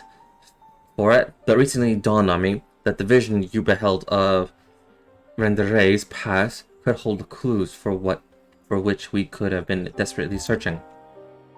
When you first described it to me, I felt it as though I have heard it before, and I had. My wet nurse had told me the exact same story when I was still a boy. It was a tale of courageous hunter who, together with our comrades, embarked on a quest to slay a notorious mark, a great horned beast. They came upon their quarry in a desert, and they attempted to lay low. Alas, the beast had a singular strength. The hunter had a fatal weakness. And so, in ensuring the struggle, her comrades were killed, leaving her the sole survivor to swear vengeance. Would you not agree that your vision is a perfect match for this tale? Then, there can be no doubt Randere is a celebrated hunter, the hero I so admired in my childhood. After that tragic day, the hunter resolved to not rely upon others, and instead slew the beast by herself, and she somehow found a way to compensate for her weakness. Anyways, my recollection of the tale is likely riddled with errors. We should ask Miss Olvera to recount it in full. She was a bounty hunter herself before she entered into our services, you know? Also, in the light of all this, I should share with you an interesting theory concerning all the virtues I heard from a fellow hunter. Apparently, each appears to be driven in particular memories, moments that forever changed each of these fallen heroes. Makes sense, doesn't it? That Andri, being a hunter of notorious marks in life and in death, I don't know why it never occurred to me before. But if that is indeed the reason for why she behaves as she does, then the more we learn about Andri's adventures, the more our chances of predicting where she'll end up, where she'll turn up. All the more reason to go see my former wet nurse, Miss Olvera. Lives in the gate town on Colusia. Let us be off then. Colusia.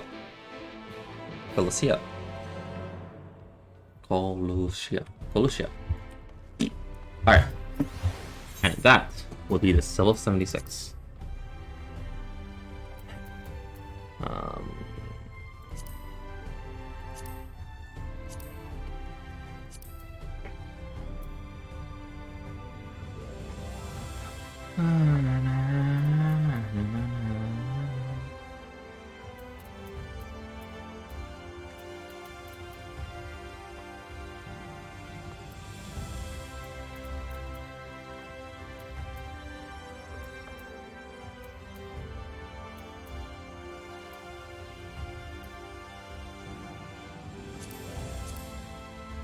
There you go.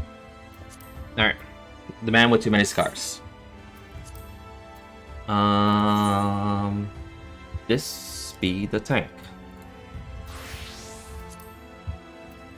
Yep. Alright, right back.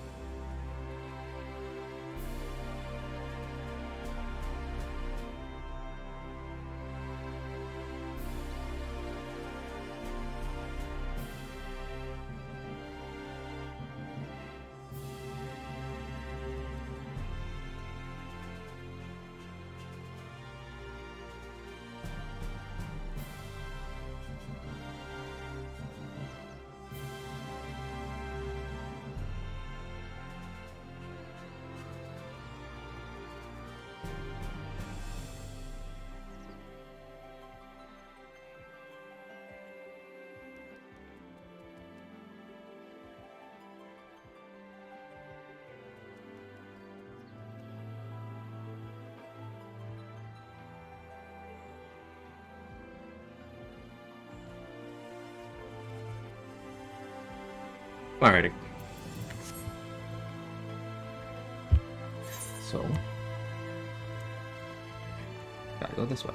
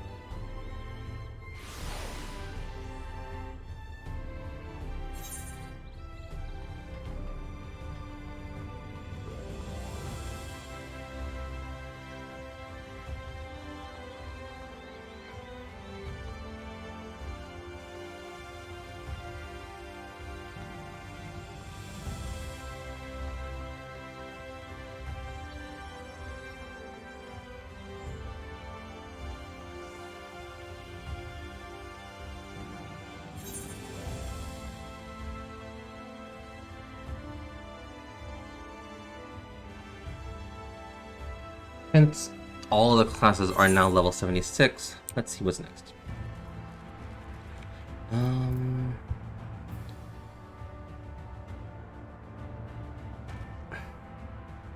Mechanis seems to have the most, but Dark Knight and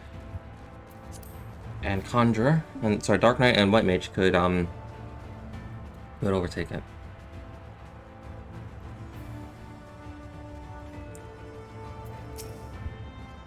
Alright, there you are. Very good. The Sin Eaters were sighted west of the Anchor's Gate, so we'll need to head straight through before we begin our search. Oh, and if you happen to have any objection to killing Sin Eaters for sport, remember that many were once innocent people. You'll be doing them a favor by putting them out of their misery.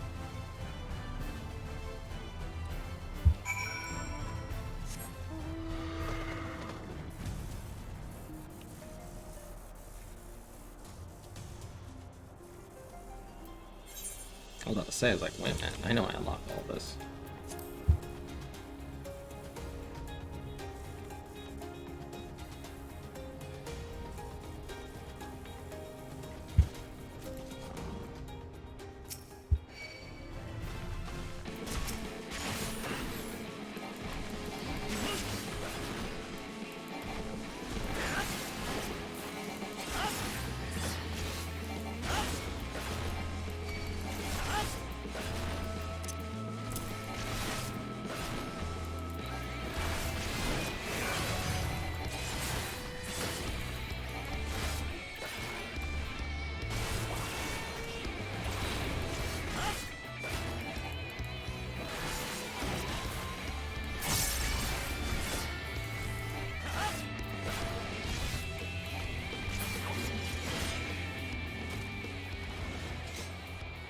Oh, I'm heavy. Okay.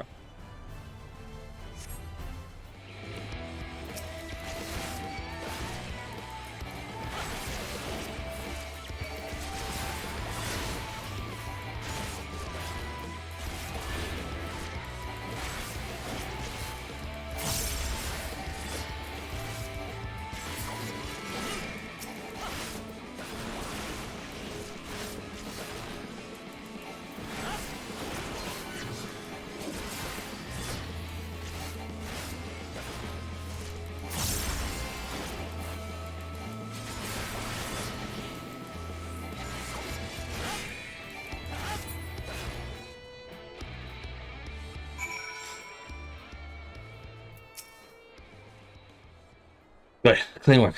This is clearly not your first time. Let's do this once more, but just to confirm it. It wasn't just a fluke, though. Besides, the world could do less with the less sinners. Follow me. Shouldn't be much further.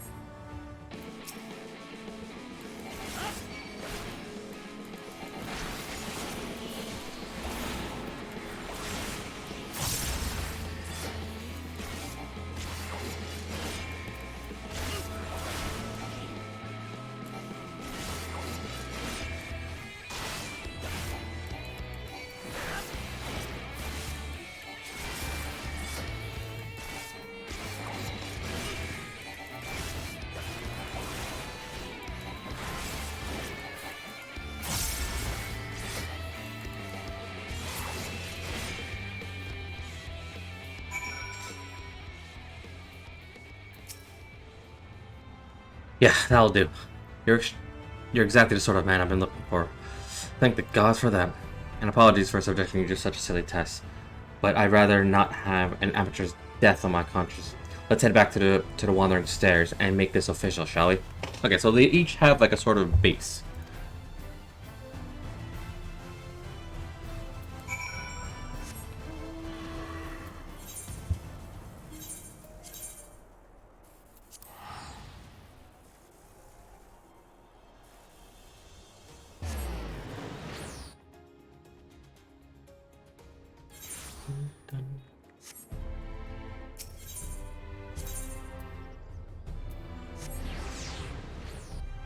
I'm surprised I didn't make this official yet.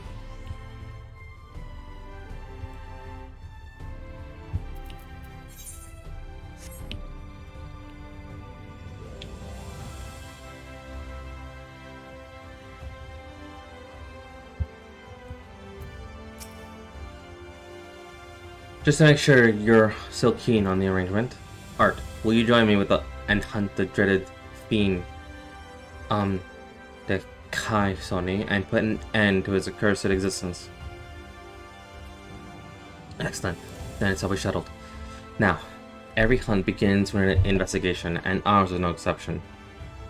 Like Kai Sony, can be rather difficult either to pin down.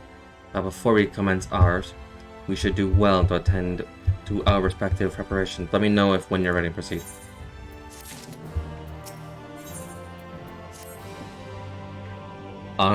I'll set to embark on our great hunt. Then that's about it. Before you ask, I have no intention of leading us out into the wilds without even an inkling of the Gundam's whereabouts.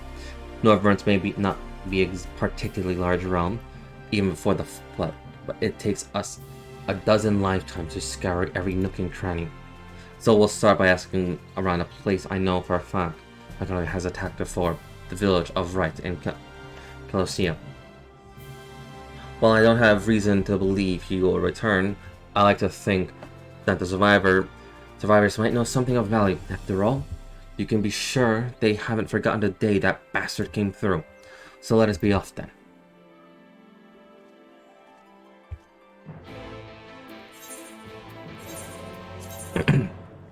No.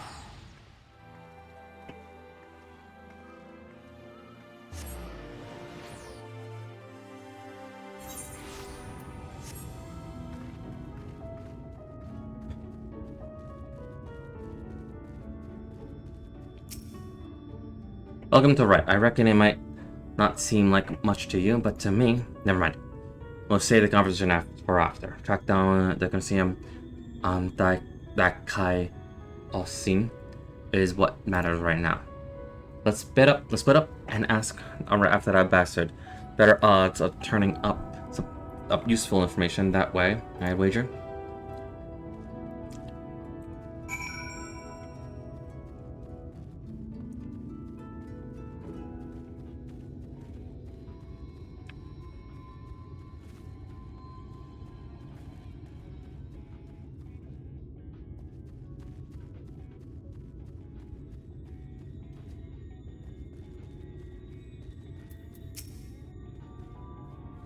Where'd you from, and what do you want to know about? What do you want with me?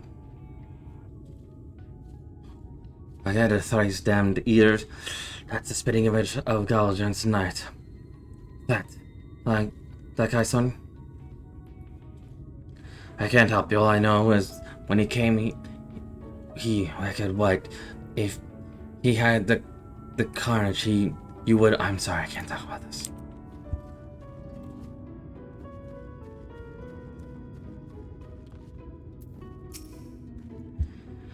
What do you want with me? The Senior, the one that came and killed everyone? Oh God, is he here? Then why are you talking about him? Oh, I knew I should have stayed inside. There's nothing but death out here now. Death and horror, eaters, and Okay.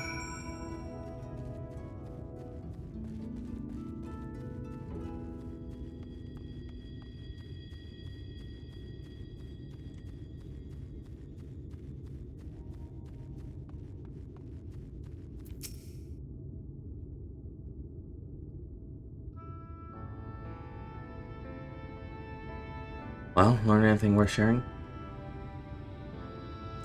I wish I say I'm surprised, but I'm not. What we saw that day, what he did to us, there's no moving from that. What exactly happened here?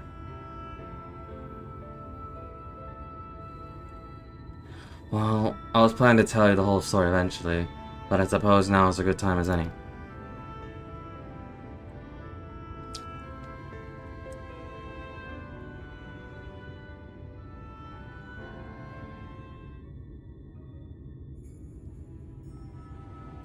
I was born and raised in right, lacking in real prospects. I eked out a living as a hunter. Might tried made my hand at something more exciting. Had I not also been trying to provide for the love of my life, Melinda.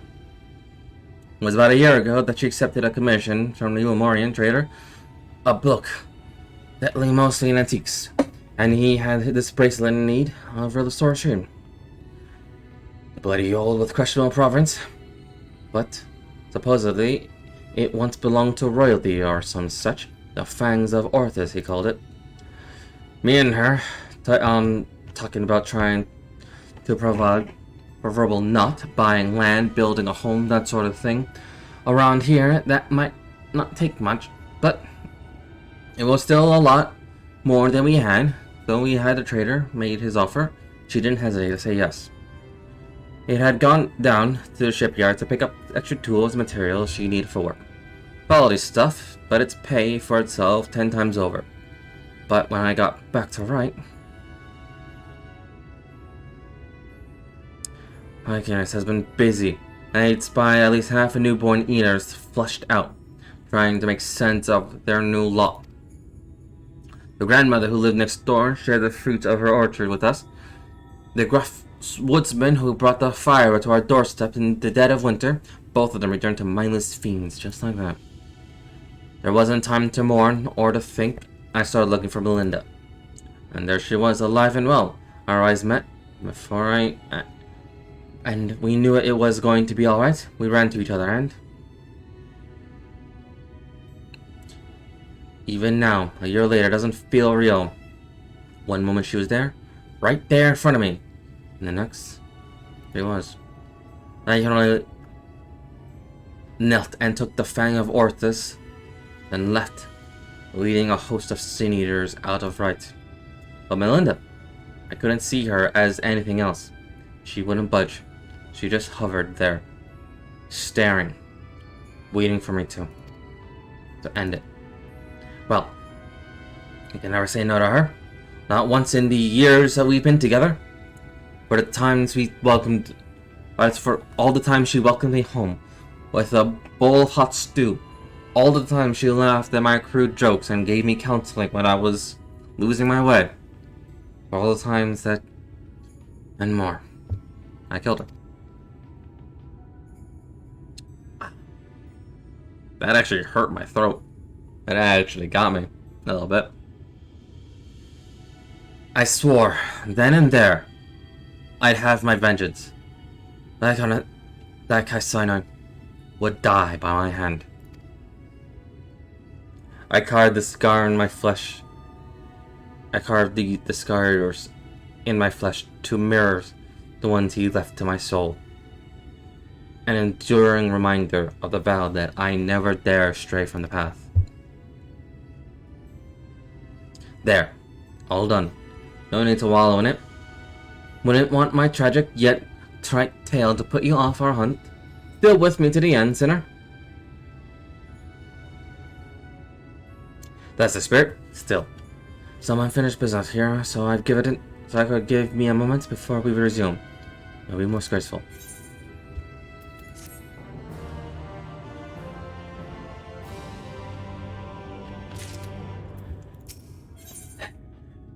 Ow.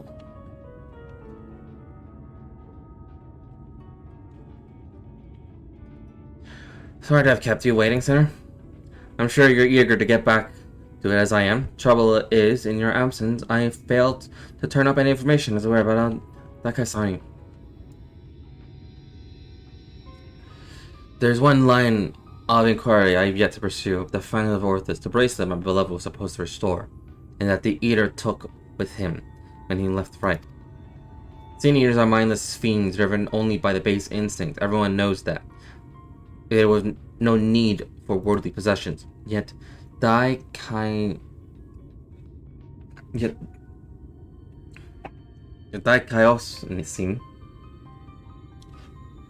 took the bracelet anyway, which can only mean that there's something unique about this particular antique.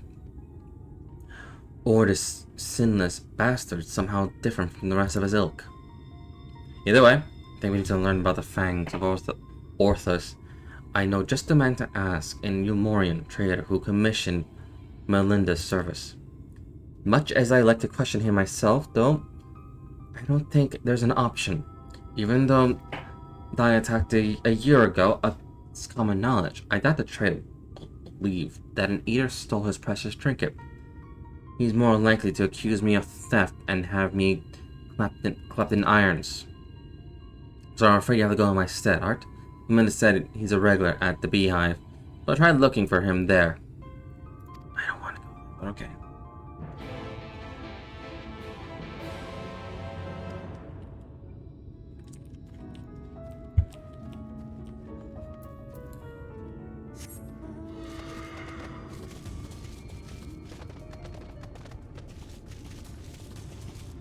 But strip club. Indeed. But strip club. But we also have to remember it's Yulmore.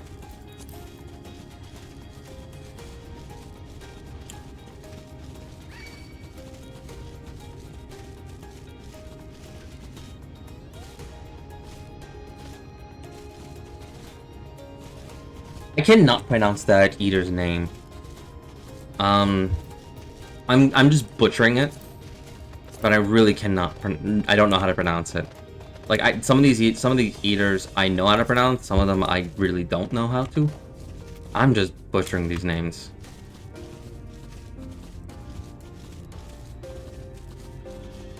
Like this one.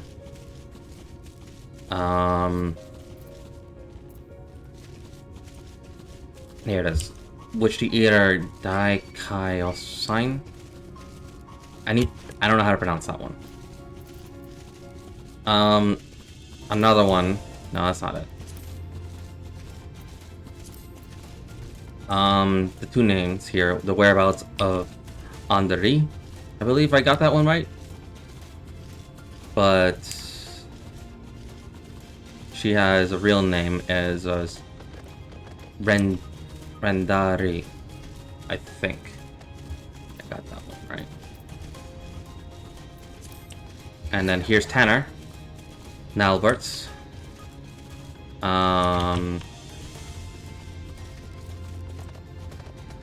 But his Dream Eater's name was... here it is. Pronesius. I think I got those correct. I think. I know... I think. Like I said, I think.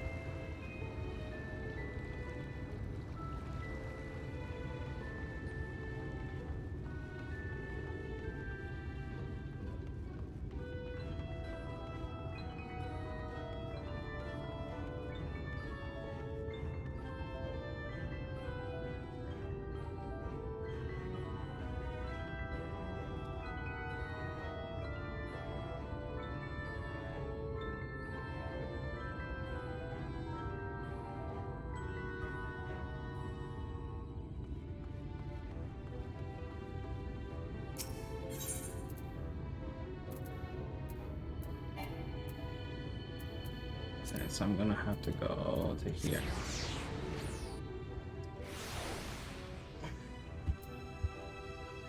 By their former names. Well, that's the thing. Andri's former name is Ranari. And I'm not even sure if I'm pronouncing either of those names correctly.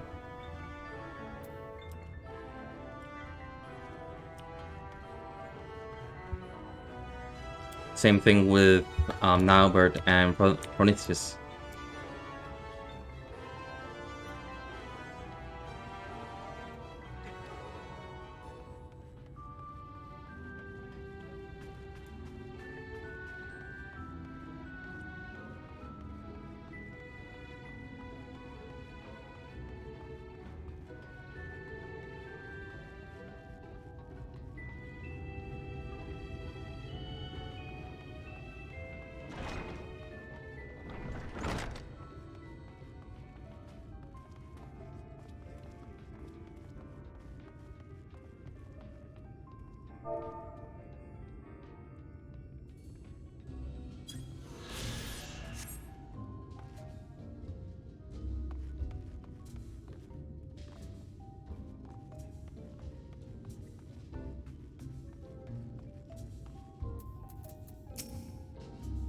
And to what do I owe pleasure that is your company?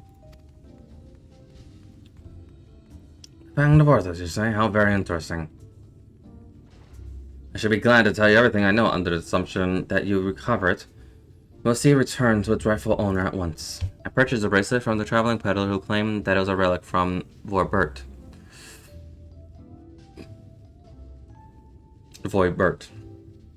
That glamorous kingdom that fell with the flood like so many others. He spoke true from what I can tell, and I intended to sell it to a collector here for a tidy profit, after having it properly restored by an artisan in right. Alas, she was one of several casualties of a sinister attack, during which the King of Ortho mysteriously vanished. I, of course, been keeping in touch with several contacts, on the off chance that the thief might attempt to sell it.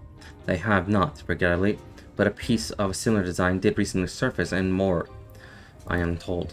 I was planning to dispatch an agent to investigate, but you seem more than capable of fulfilling that role. As for an incentive, you may be assumed that any information that aids me in the acquisition of the Fangs of Orthos or similar relics will be well rewarded. Okay.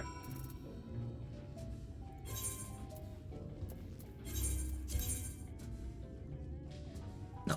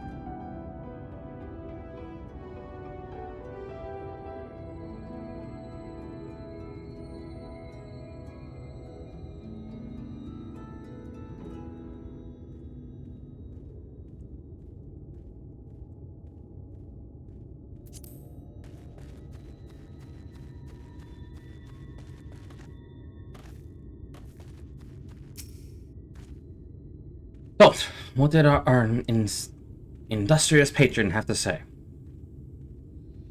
So he thinks it was stolen, eh? Just as well. We probably not know where to head next if it wasn't for his distinct nature.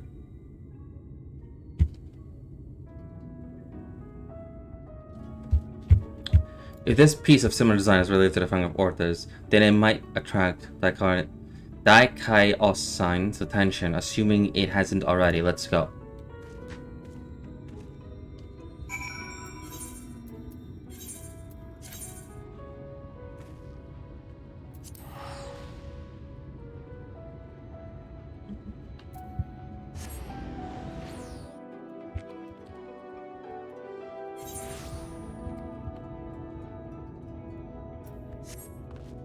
there, bro? How do you have so many pulls? How?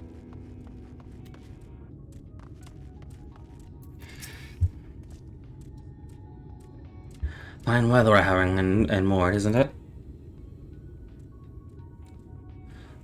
No such thing as a thing without value. That's the creed of these folks. We'll find no shortage and vibrant trinkets here.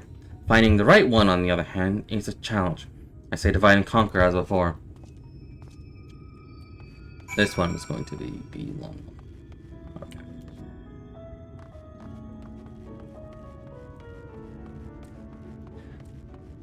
Shinzen.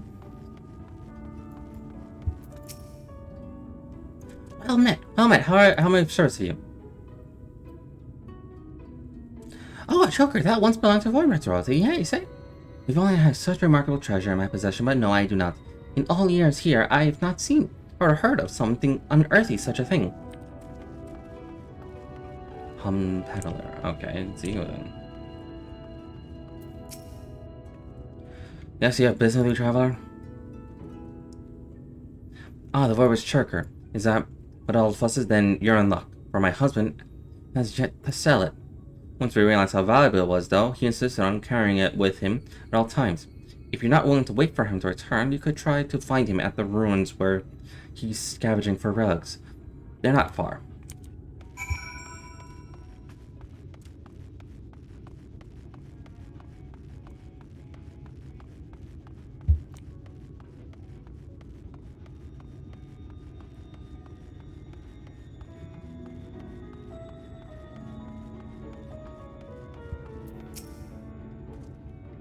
One news, friend.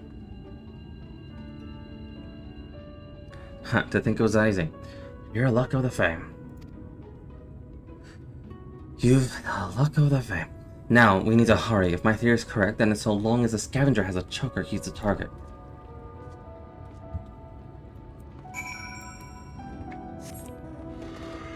Please don't tell me you're going to just yank the trinket off him. But why? Why would he want that trinket?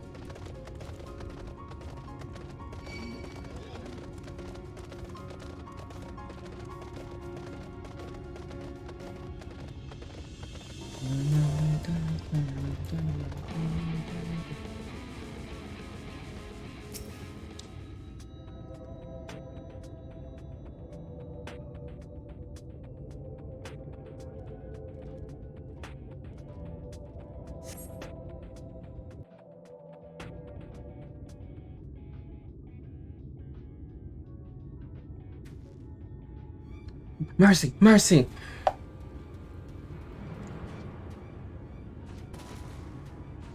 Okay. Take whatever you want, but please don't kill me. I have family. I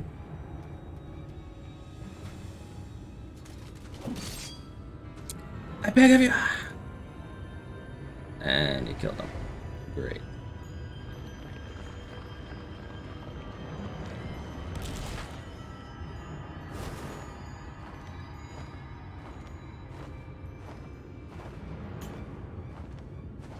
Oh, I get it now. I think he's collecting his old armor.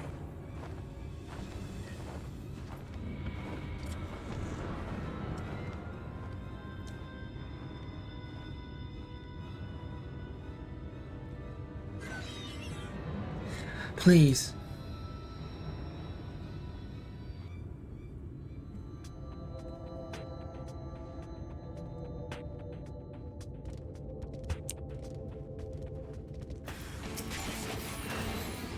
Forgiving cowardness.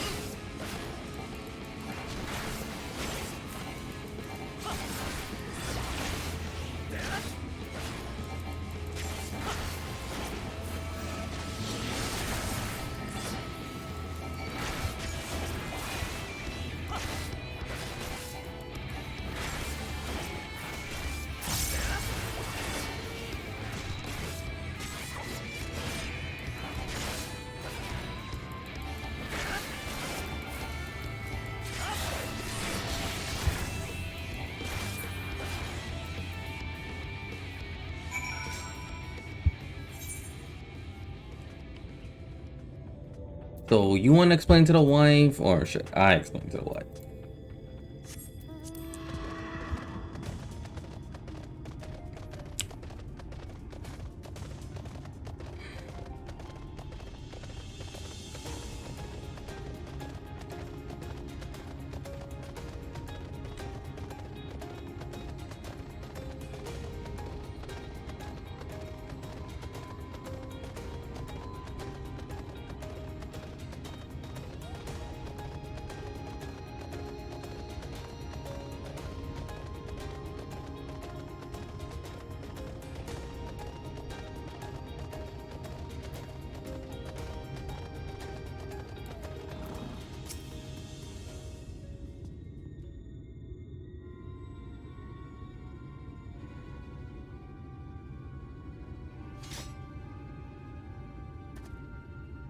Shame you missed the fun. This one a bit more on bit. This one a bit off more than you could chew. Probably because it was a newborn. You can tell the lingering visage of intelligent self. You can see it in their eyes. Like I saw him. Don't tell me you saw him. We could wait, and he took the choker too? Damn it! Damn it all! You can't keep getting away with it. You can't keep getting away. It's just like, alright, I was too late to save him, just like I was too late to save her. But not again, never again. I will hunt you to the end of the world. Vengeance will be mine. Right, yes. Neither a time nor a place more eaters could be about.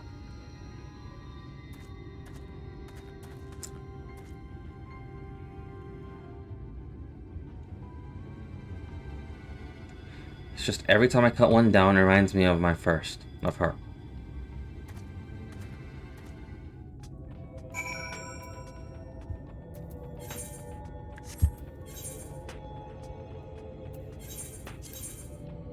Nope.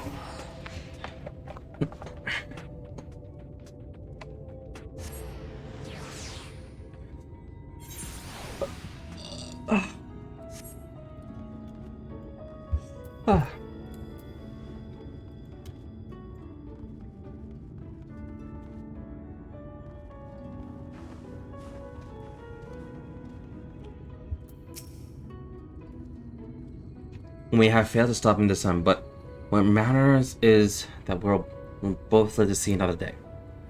Pity the scavenger didn't, and the wife doesn't know yet. She's become a widow. Sod it. I'll tell her what happened. I've been there, so maybe it'll help me to find the right words. Not death, or ever any. Afterwards, I'll have a good think about our next step. Don't let me keep you from your other affairs. Alright, we'll speak again soon.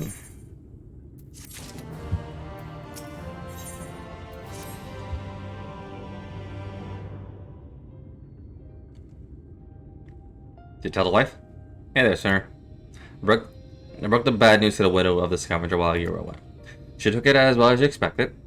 After she cried herself a Horus, I started to ask her about the choker and where her husband got it.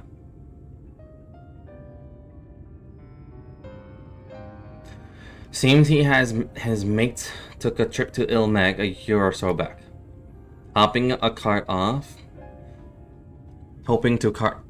off all the Vorbert treasures they could carry from an untouched ruin they learned about. Of course, in their greed, they neglected to account for the Fae folk, who killed or drove most of them mad. Those who survived didn't come away empty-handed, though. In fact, they stumble upon a remarkable find, 3 sacred treasures of the royal family.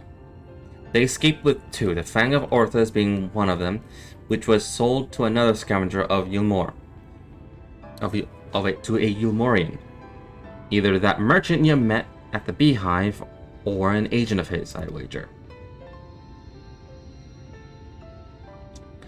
So the merchant gives it to Melinda for restoration, after which Sykinsai attacks Riot, presumably because he's after it as well. Meanwhile, the scavenger here in Mord keeps the choker, the Eye of Orthus, locked away for safekeeping, and when he finally decides to sell it, the sinless bastard shows up again.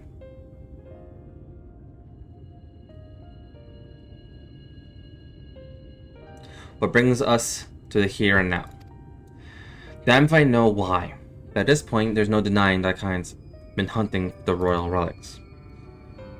And so, assuming that he hasn't already claimed the third one, the Claw of Orthus, then I say we should get our hands on it first, and use it to lure him out of hiding. But to that end, we'll have to venture out to the Fey Kingdom ourselves. Those scavengers didn't receive the warmest welcome, and we're not likely to be treated any better.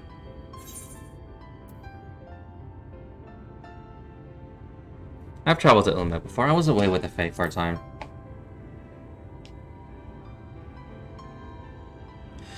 Why does that not surprise me? Well, if you and the Fae have an understanding, perhaps we can traverse their land without worry. That settles it then. We'll head to Ilmek and ask about their... after this Warbird's ring. So it isn't his old armor. Why is he after the relics? Oh, not to matter for another time.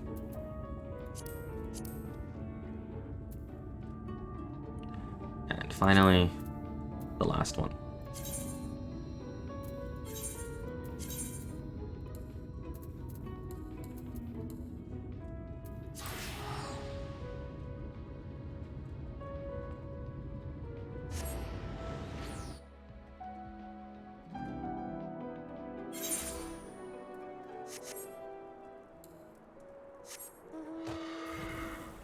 As you can see, why I was, why I'm focusing on these 4 classes and I was making a fuss about the titles.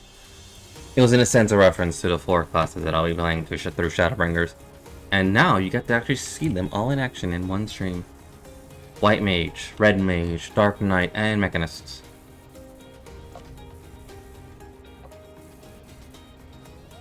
I took a gun to a bow fight. And I take a great sword to an axe fight. And I take a rapier to a staff fight. Awesome.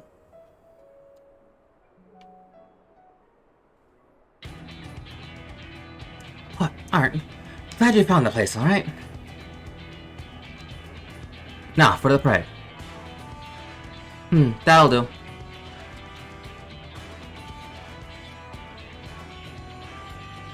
Now, I just take a deep breath and...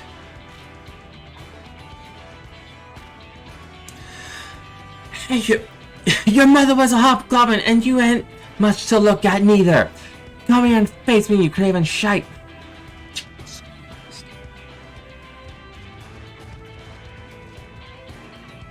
You better have your tank stance on.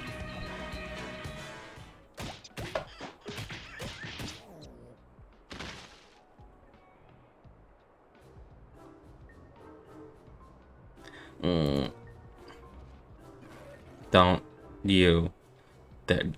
Though Guild lines prone, the creature appears imposed to cease its rampage. It seems it'll have to be dealt with.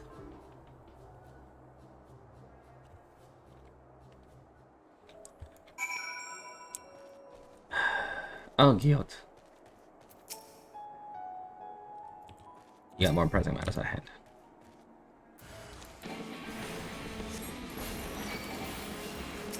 What? How did you aim for that?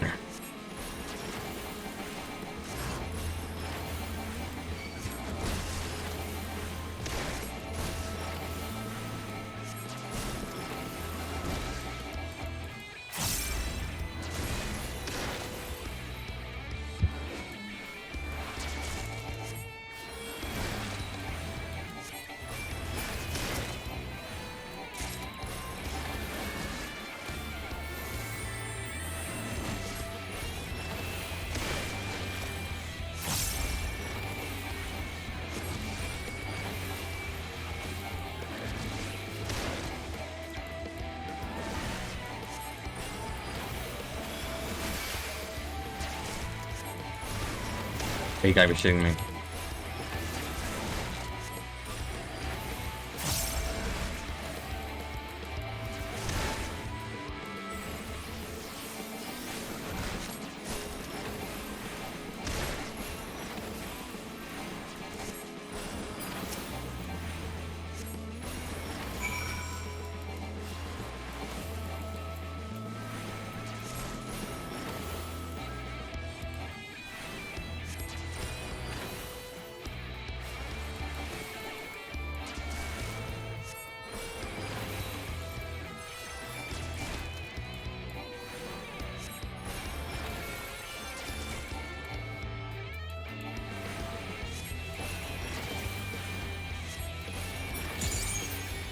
Oh, I see the blood boiling. Okay.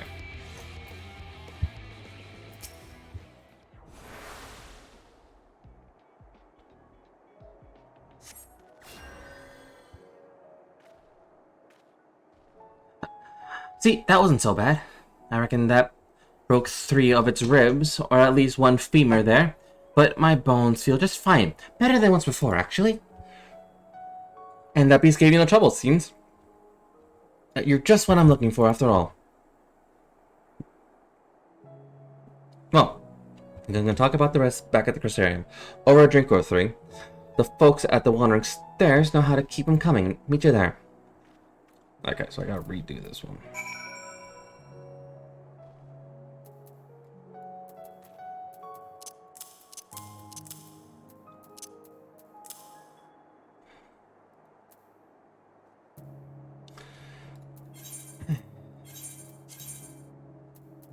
Oh, goddamn, I said yes. I didn't want to use them anyway.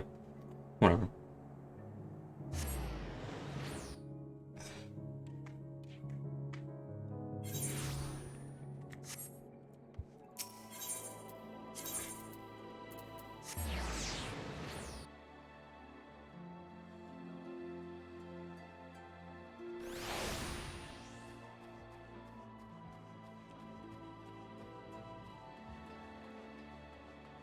Where are you?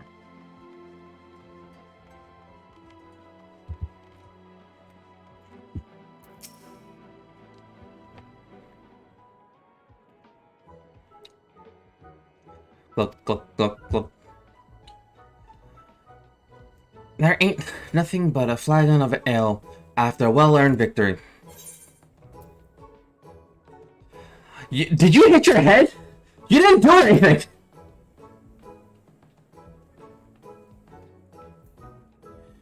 I didn't say it was my victory. Of course, I did find myself a partner of uncommon skill. So maybe it was, huh?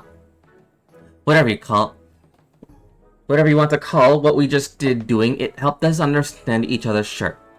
I've seen enough that you're a masterful fighter, and you learned that I'm fearless as a stone. And so a fellowship is forward. Oh dear God.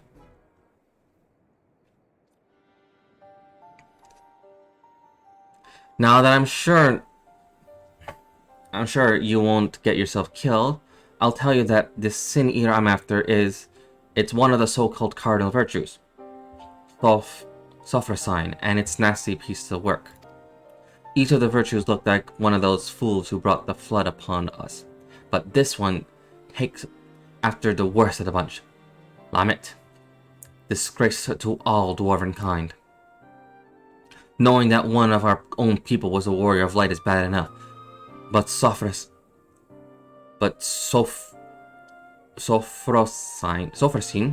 being out there looking all dwarf-like, well, it don't help matters a cursed thing. The Council of Elders, they don't want to live with the shame of Lamet's sin no more. So the head of the council, the eldermost elder, stay with me here, gave me this job, hunt down Sophrosyne and slay it. See that it doesn't keep sullying our good name. So they are dwarves. But that's a Lalafell. I'm the strongest warrior, so if anyone's going to do it, it has to be me. That's fine, I'm sure. I'm more than up to it, the contest of might. But the problem I'm having, though, is that Sophrosyne keeps healing itself. And it's, well, deeply annoying. It's always because Lamet herself was some kind of master of the art. But Sulfursine's healing is so powerful that no matter how hard I whack it, I can't leave a scratch. To make matters worse, it also flies around carefree as you please, resurrecting the other Sin Eaters. We'll be up to our eyeball in them forever if we can't do anything about those curative powers. That's where you come in, right? Well, it doesn't deserve your scoring, you know.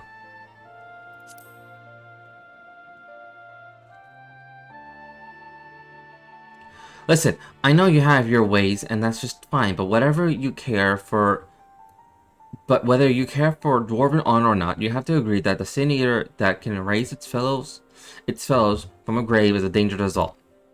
As for Lament, you should know that being a dwarf is about respecting tradition, and she never did. Never. You may not have heard, but the tales say that Lament roamed the land without her helm. She willingly showed her face to those who weren't kin. She knew full well it would dishonor her and us all, and she did it anyway.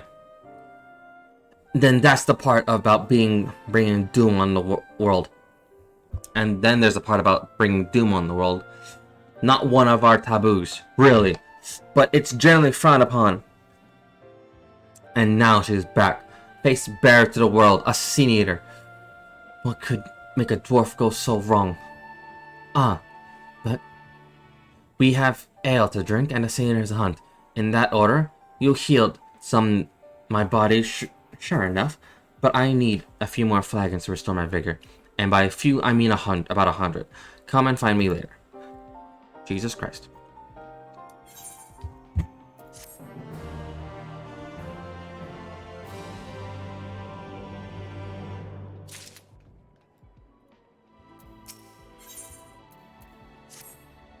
Look. Who are you? You're looking at me. You got something to say? Oh, guilt. Got ya? Of course I remember you might a partner. I ain't drunk neither. I'm a dwarf. It'll take more than that, however. Much I had to get me under the table. And now you know one more thing about me. This only strengthens our friendship, I'm sure. We'll need more than just a sense of camaraderie if we're out to taking down Sulfursign. So I'm thinking we should start with observation to get you look at its healing powers. Let's see what we're dealing with. Now's the perfect place to overhear the right sort of information. If you listen, don't get the wrong idea. I don't let it get away of some important drinking, but I do pay attention. Anyway, I heard that Sulfursign has been spotted in Calusia. I remembered there's a little pub in Stiltide.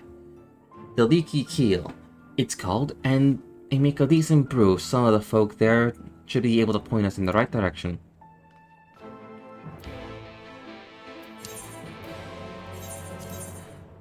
Everything goes back to Calusia. Either Calusia or Mord.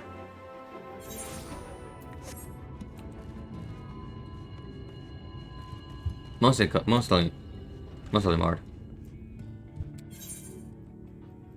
Yeah. The only one is this one. That's the only one in Crystarium. Armag's there. That'll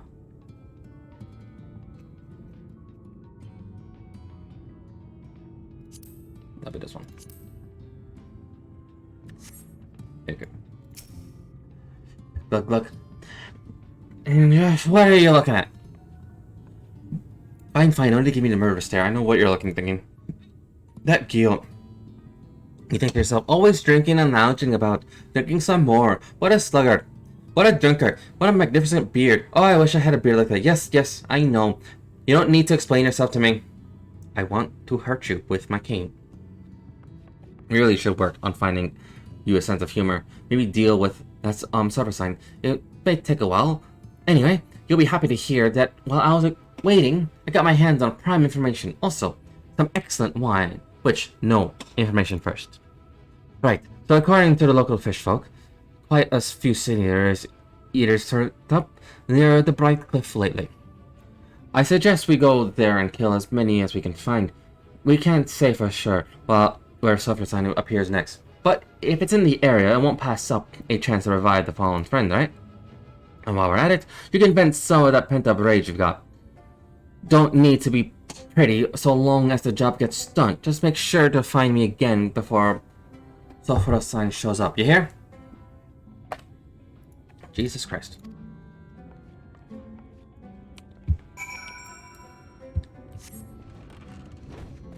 I can't fly here.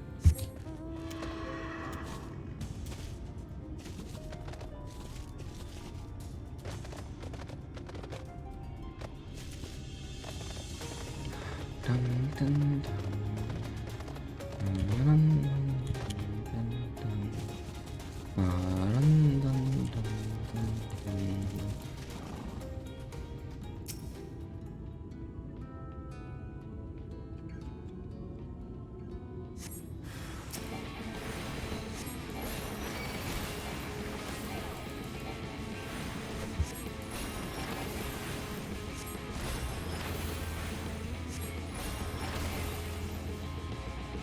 Yeah, fuck.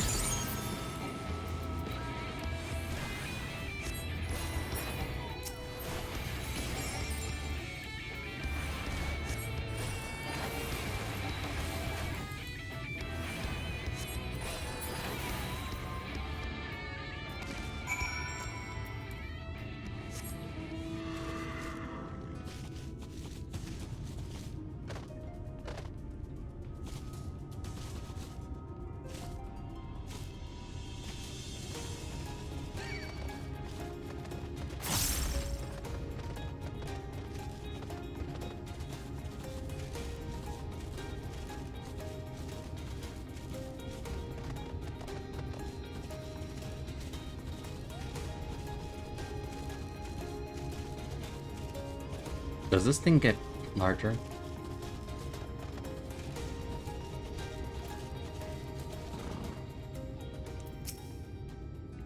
That should do it. Now we have to wait for Sophros to show itself over in those bushes. Hey, and I got the wine right here.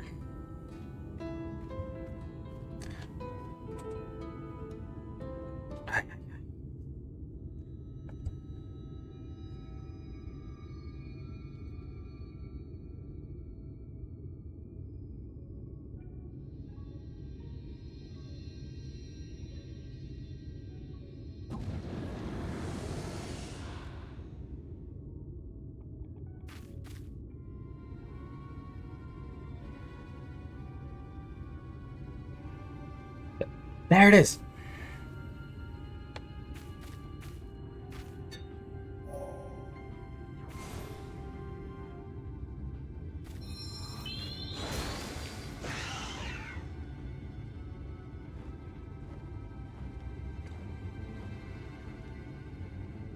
See? You revived the other one.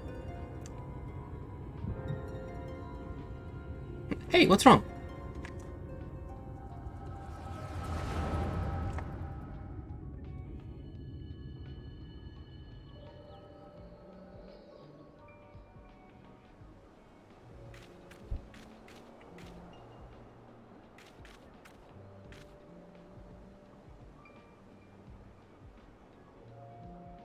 What a lonely place to die. The world outside is even worse than I feared. Someone there? You're alive? Well, why didn't you say so? Wait, hold up. What was that name? It was Ardbert? I can't do much for the dead, but the living, that's a whole different matter.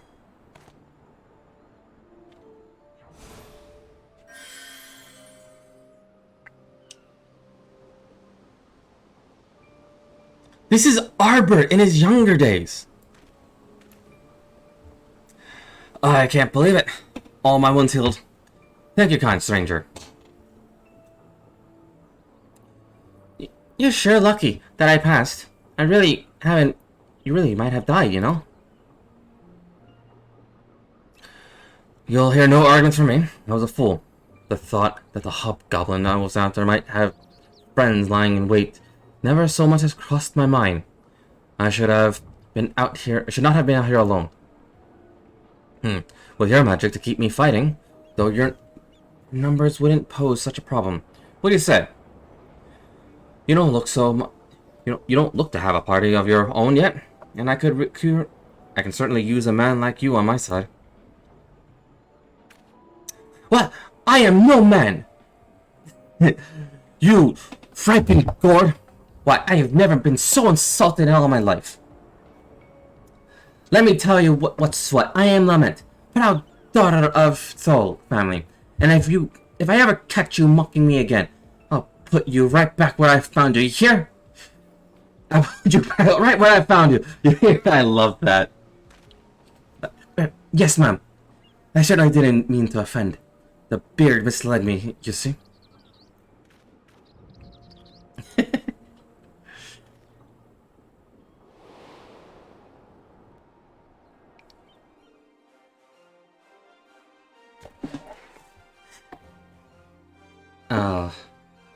And that's that. She was there at the very beginning. Look, Ardbert, treasure!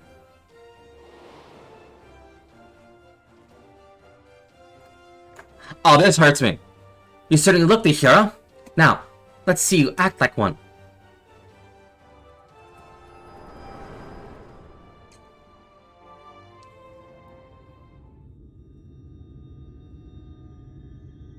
Hello? Art?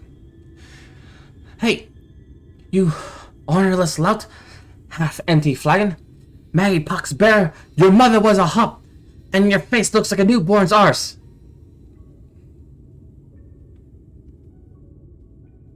Oi. That was colorful. What is the matter with you? I thought the refreshing round of insult would snap you out of it, and it did. Not my fault. If you couldn't appreciate an exercise in creative wordplay, are you sure your mother ain't a hop? I don't know, man. Fine. Never mind. At least we got what we came for, and you didn't miss much. The summertime brought the other eater back to life. Both floated off and who knows where. But what happened to you? You saw no, the real limits passed? Ha! I knew you had some kind of weird power. Sounds to me like you witnessed was the beginning of Lamont's journey. Right after she left home. It's odd you said she was wearing her helm. She helped out the injured traveling, just like any dwarf of honor would. Maybe. Maybe she wasn't born a monster. But then... It don't sit right with me neither. But standing around, wandering about, won't do nothing, but makes us thirsty. We're done here, so let's go back to the Crystarium.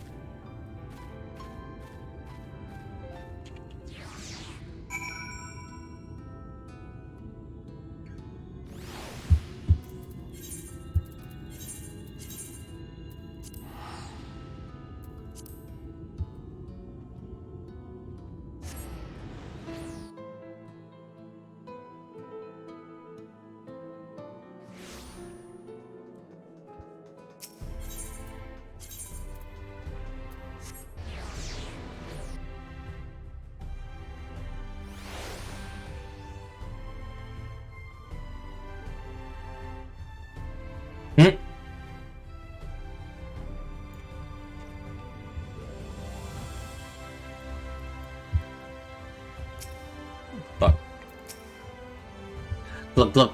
Ah, they're inked like a flagon of ale after a job well done. Don't give me that look. I did it soft this time, you saw. And you saw Sourstone work its magic. But since you haven't said nothing about it yet, I'm guessing you didn't have so much of a revelation about how to stop it. Don't worry, I don't expect you to solve my whole problem just like that. I only need you to remember what you saw today. Keep it in your mind, then maybe something will come to you when you're working with your magic elsewhere. Me like to think while I drink. It's the most effective way, so you can find me here if you need. I'll let you know when I have a plan.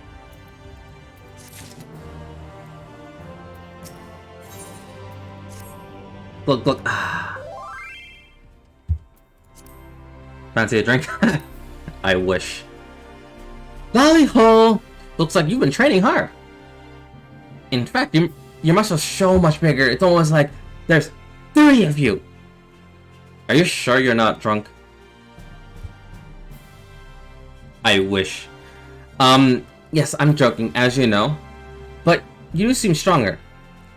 I don't suppose you come up with a clever plan for solving something while you're out. Don't worry. I have another test in mind. I'll get some information. Then we'll be better to think of something. We'll be killing seniors again, but this time, you're healing them. Well, trying to, anyhow. I don't expect it to work. Seniors ain't like us. Like some sort of normal creature. But by seeing your healing magic fail to heal them, you sure learn why it didn't work. And then maybe we can figure out what's so different about Sulfur Sign. I've heard that folks passing through the strayed Sin Eater find their way to Armada pretty often. Meet me at Mord's school and ready for carnage.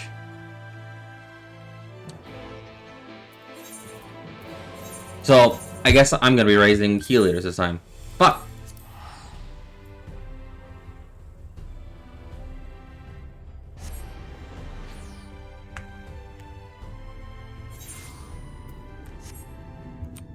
No.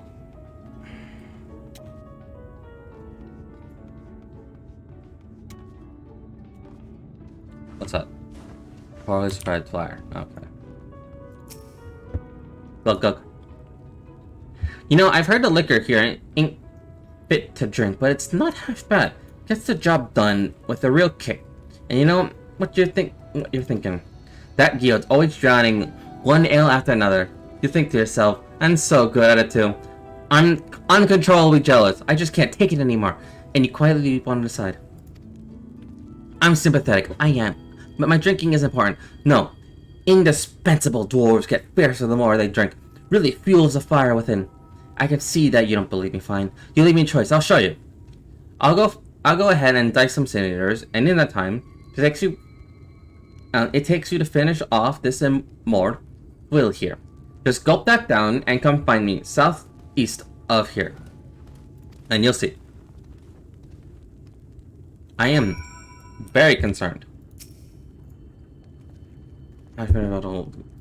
Okay. Oh, hell no. Yeah, let's do it.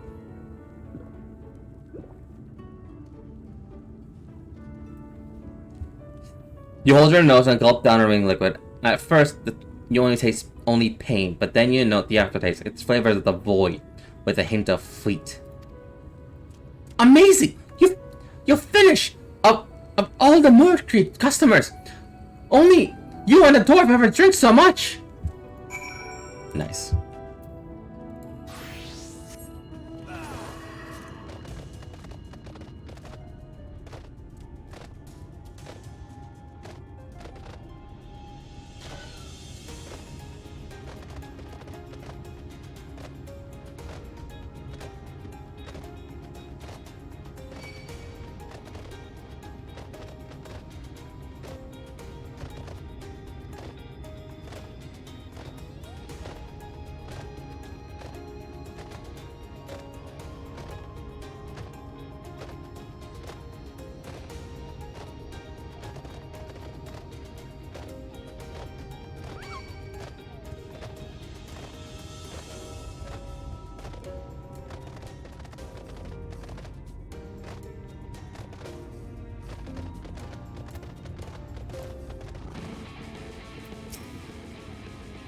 See? I understand there's no match for me. Not with the power of the tradition and the alcohol on my side. As a matter, I put down another before I got around to this one here, but I did the job too well. Really mangled the thing. It was pretty gross flattening it all in the wrong places, with its bits poking out like that, so I got it out of here. God damn it! Anyway, you get the idea. I drink a lot. I kill stuff. You have to admit that it's an effective strategy. Now that we've got our simulator patient, and try out your healing on it. Go on. Okay. Heal.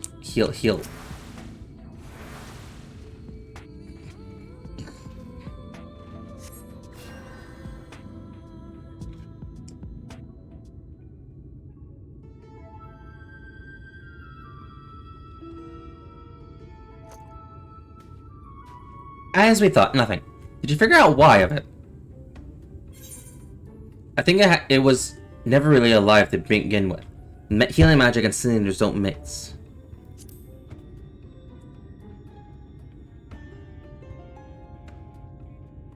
My experience is more hacking and slashing, but don't most healing magic use ether to tap into creatures' own vitality, give it a boost, fill in what's missing, that sort? But cylinders ain't alive like you and me. Only life drives them, keeps them going, like winding an automaton, and healing ain't meant for restoring life to something that didn't have one to begin with. But if Sophist's powers ain't like the healing magic we know, what is it? I also wonder why it didn't come and revive this one. Is it too far away to take notice? Then again, I never heard tale of it appearing in Homosar Switch neither. So many seniors got killed there, that you didn't think it would take note eventually. So why only resurrect some eaters, not others? This is all too much thinking, not enough drinking. To the Crystarium!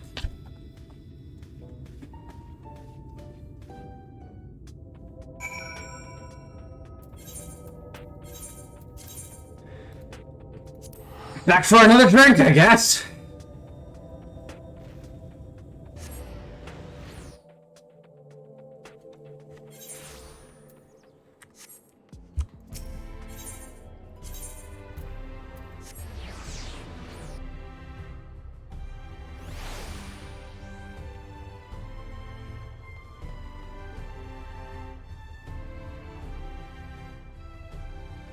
See, now I'm tempted to actually start drinking. But I can't. I'm not allowed to. Not right now. Maybe later. I should get some vodka. I know a good place too. The more stuff, alright, but this here is the fine ale. At least that's what my body tells me, and I always listen. That's why I keep my muscles primed and spirits high. Speaking of, would it kill you to relax a little? Being so serious all the time can't be good for you. And the silent staring just makes you seem morose. You won't kill Sulfur Sign any faster for not drinking, that's for sure. Nothing comes easy to sober folks. And that's why I need a few more in me before I can really get to work, figuring out why Sulfur Sign does what it does. I keep it feeling like I'm missing something obvious, but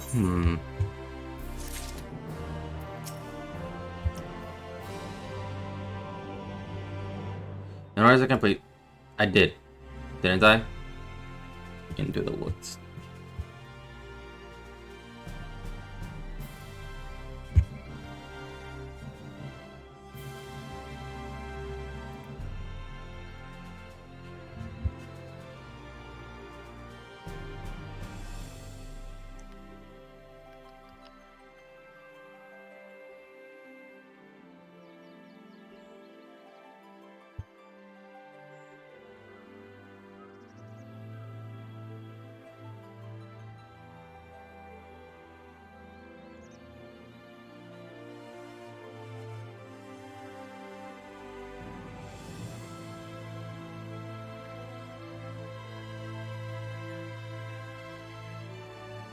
Which quest? Into the woods.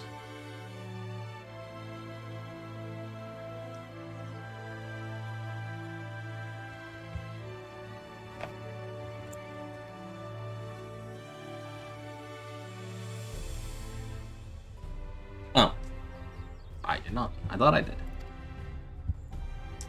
Alright.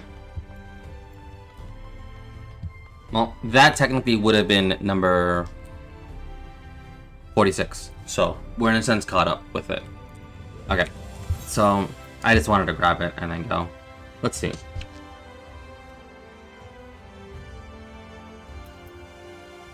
$62, $65, $07. So we're gonna start off with Dark Knight.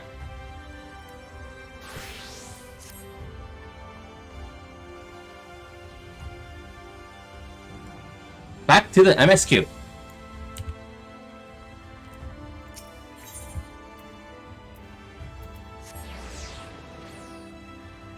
Back to your daily schedule program of the MSQ.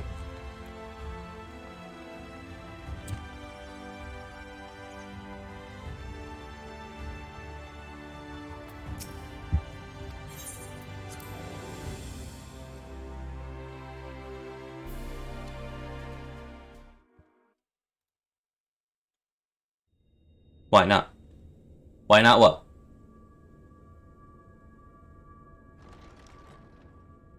Oh, because of the drinking. Oh, because I can't. I have to go out and actually get it. And money. Mainly the money.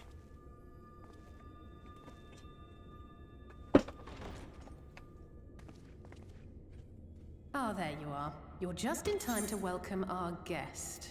I don't want to.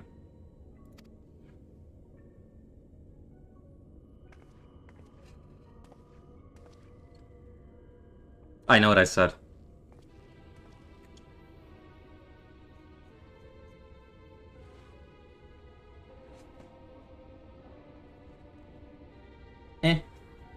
Please. Did I not explicitly tell you that we would be meeting again soon? Yeah, you did. Lest you forget, I made you a promise. I have no intention of meddling with your mission. I come only to observe.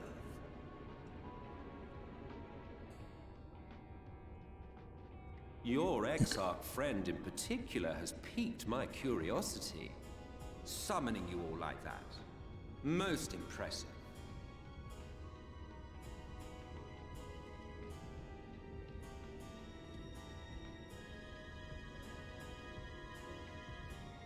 You honestly expect us to believe you've come only to observe? Or that you might deign to lift a finger to aid our cause if called upon? Even if there were a sliver of truth in your words, I would never accept your help. Not in my darkest hour. Not after all the suffering your kind has wrought. So petty. I meant what I said, and I said what I meant. Wage your war against the Sin Eaters. Put each and every Light Warden to the sword. Prove yourselves heroes, brave and true, and I will be glad to embrace you as allies. But why? What does it benefit you? Allies worthy of bearing the burden of truth. Oh, you know something. Surely such a partnership would be preferable to yet another round of fisticuffs.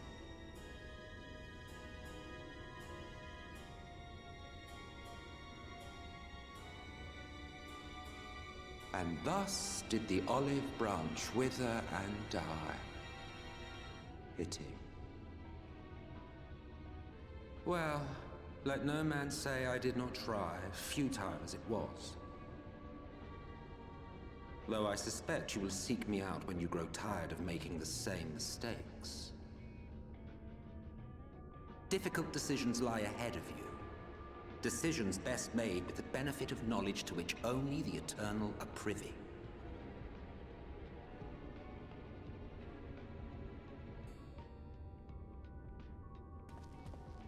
For now, I shall resume my shadowy vigil. Whatever you choose to do, make sure it's worth watching, would you?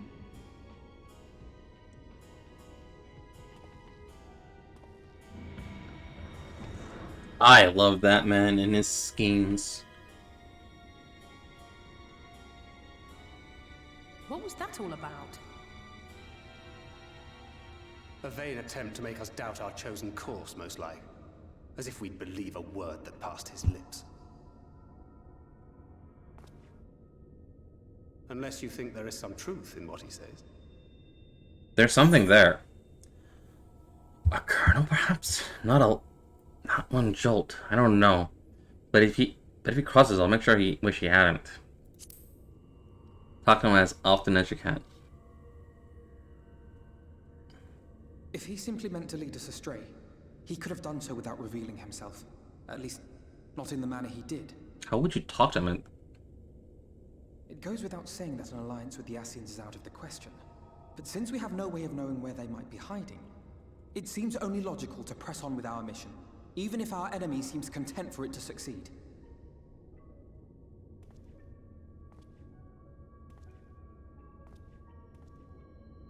Then let us discuss the Sin Eaters. I would begin by thanking you all for your efforts thus far. In striking down the Light Wardens of Lakeland and Ilmeg, you have accomplished more in your short time here than all of our forces managed in the last century. That may be, but the Wardens of Calusia, Armarang, and Raktika remain. Indeed, and their precise whereabouts are as yet unknown. Which is why I propose we divide our forces and conduct a systematic survey of each region.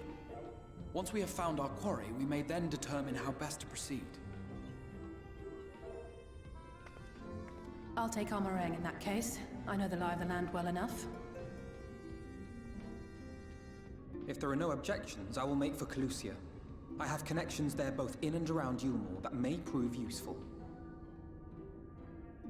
Then I would ask that you journey to Raktika. There you will find Y'shtola. With her assistance, I doubt the Warden will evade your grasp for long. Is Y'shtola the conjurer you and Urianger used to talk about? Yep. That's right. Though we haven't spoken much since she left for the forest. I fear I may be to blame for that. I had every intention of relaying the news of your arrival, but she is disinclined to speak with me. What did you do? You have visited her, have you not? Might I trouble you to... It would be no trouble. My thanks. While you are all out in the field, I shall be here attending to business. I had somewhat fancifully contemplated joining the search myself, but other matters demand my attention.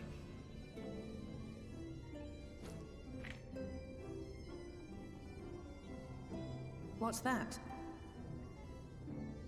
A missive from Lord Vorthry. He invites me to join him in Yulmore to discuss the recent conflict at Lida Luran. And? Did he even bother to offer any bait? It's obviously a trap. I should be surprised if it were not. Nevertheless, I must seize this opportunity to speak with him, even if only a few words are exchanged. Though my power will be much diminished so far from the tower, it is a risk I am willing to take. Master Alphino, might I impose upon you to accompany me to Yulmore prior to beginning your reconnaissance? Of course. Then let us make ready. Safe travels to you all. Just take a little crystal X mark in Smash. just take a little bit of the crystal tower with you. Just, you know, break some off the wall and just carry it. You should be fine for a bit. Oh, fuck, wait. I'm glad to praise the of Y'shtola recent endeavors during our journey into Raktika. There are so many ruins scattered throughout Amaraj.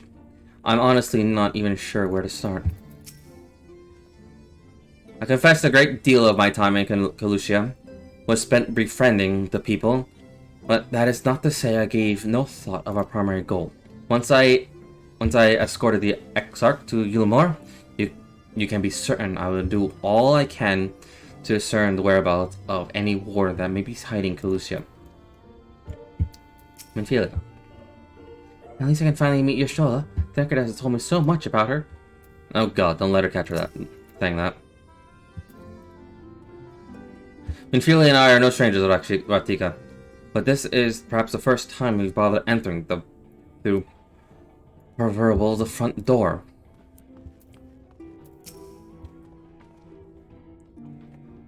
Before you leave, I would make a request for you. There is a church, or rather the ruins of a church, at Fort Job. Might I ask that you go there before seeking out Y'shtola?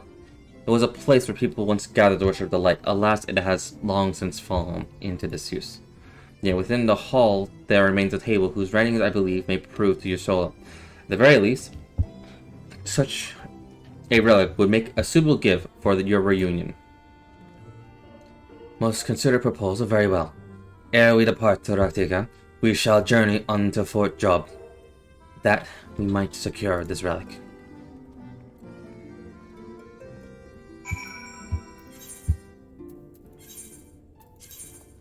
No.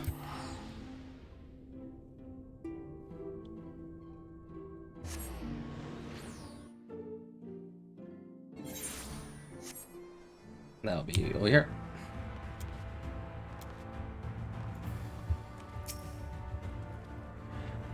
Here amidst these ruins we'll find the Church of the First Light, and within the hallowed hall the table we seek. Time of the essence, my friend. Let us be quick.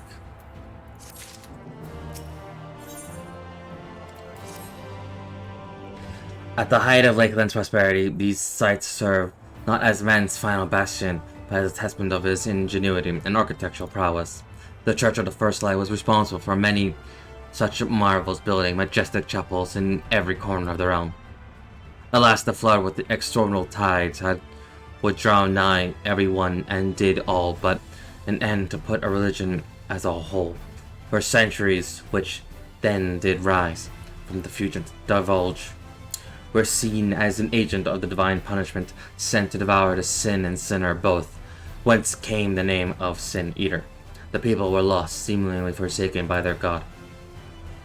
Yet, where there's light, there hath ever been a shade, and 'twas in the dark they sought solace. The most devout of these worshippers, the Shadow, did migrate to the Ratika Great Wood, but that is a tale for another time. For now, let us find the remaineth of the chapel here.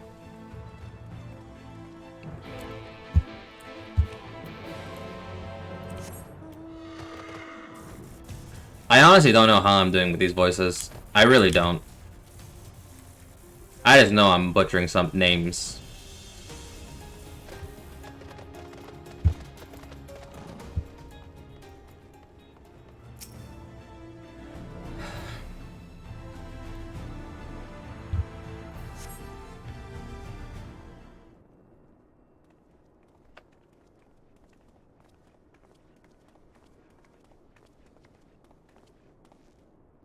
Aye, this indeed the church we seek. It's surprisingly intact. What little is left of the churches I've seen until now has always borne the scars of decades of disuse. Its subterranean construction has done much to protect the hell from the ravages of time. Yet the reasons for its unremarkable provisions may be deduced from its decoration.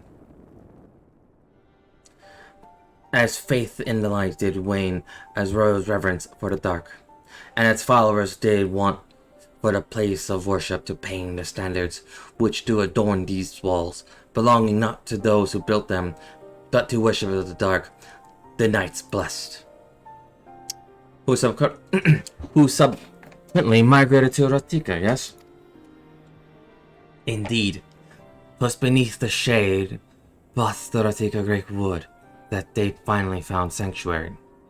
Oft many times did Yulmore make supers overturns of friendship unto them, but they are no fools. The Exarch knoweth full well that Y'shtola in her seclusion doth labor to learn all she may of the blessed and their past. 'Twas why he sent us here, and now see.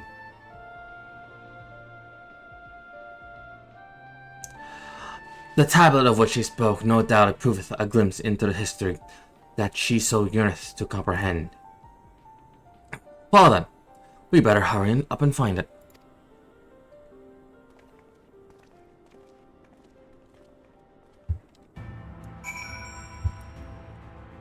That's the destination. Let's see what everyone wants to say. Where tablets fragments of holy scriptures was the summit rest of the altar, yet this I presume were the blessed place of the front scene. Whether then it's a tablet.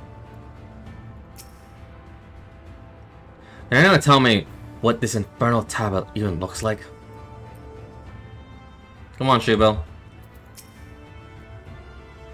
I can barely see my hand in front of my face if only the torch were a little closer. Come on, Shubo. Let's go find the tablet. Searching around for the tablet, you may move the camera as well as zoom in and out. Yep.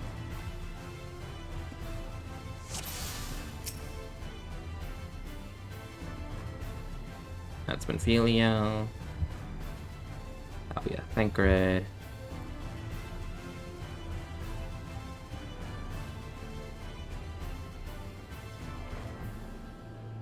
Oh, you sack of dum-dum. Yeah, of course. Located at Time's Worn tablet. Time's Sworn. Time Worn.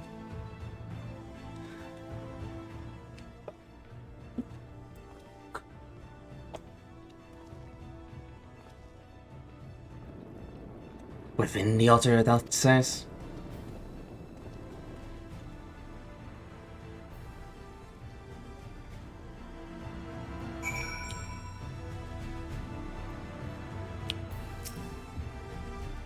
How are you able to see that in the dark and inside the altar of all places?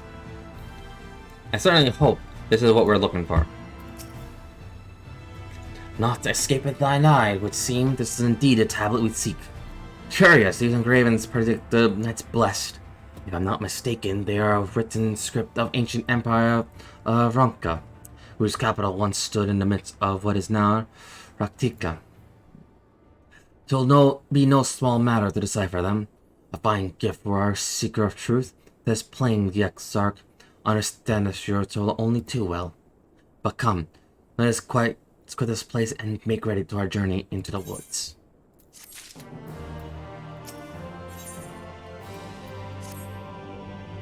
Ere we depart, there is a custom of the Knights Blessed, which I feel compelled to exude. As one might expect, they deem the light too abhorrent, and everything it touches befouled. Thus do they take the utmost pain to protect all they can from its taint, including their very names. To seek plain, it is belief of the blessed that one's own name must never be uttered in the light of everlasting day. Yet this commandment precluded not the use of another's. Thus do parents protect their children, and in rare cases, masters their disciples.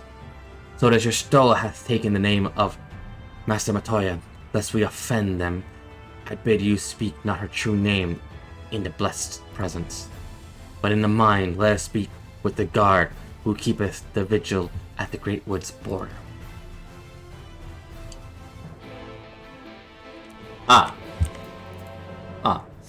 So we're doing that.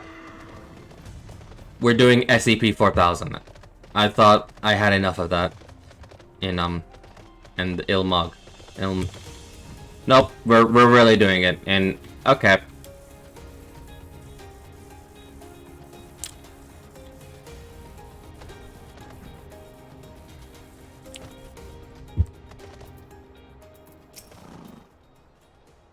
Well met, traveler. What business brings you here? Yes, of course. Right this way.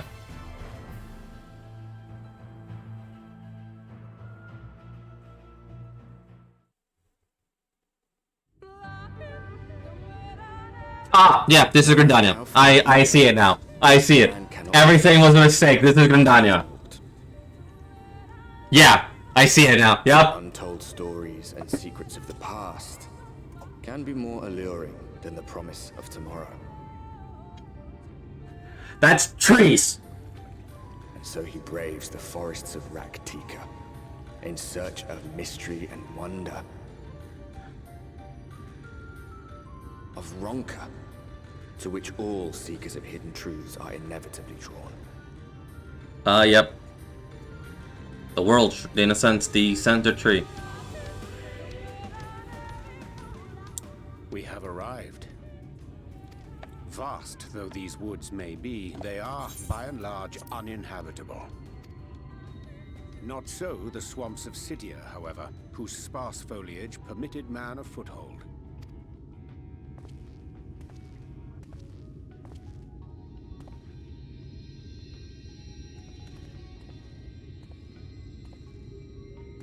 No lands must remain beyond our grasp.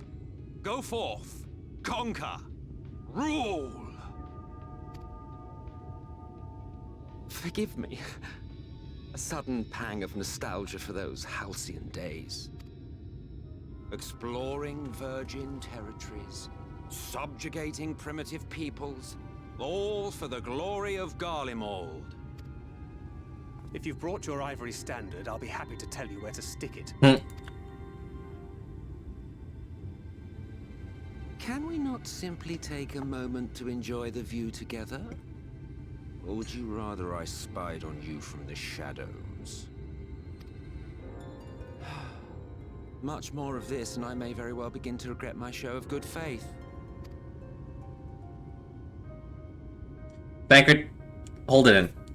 If you really want to stay, then help us fight. No, I think not. I am an observer, nothing more. Even shielded by the shadows of these boughs, I feel the light's presence most keenly. To accompany you is taxing enough. To fight is out of the question. I will suffer your company if I must, but not your commentary. I will.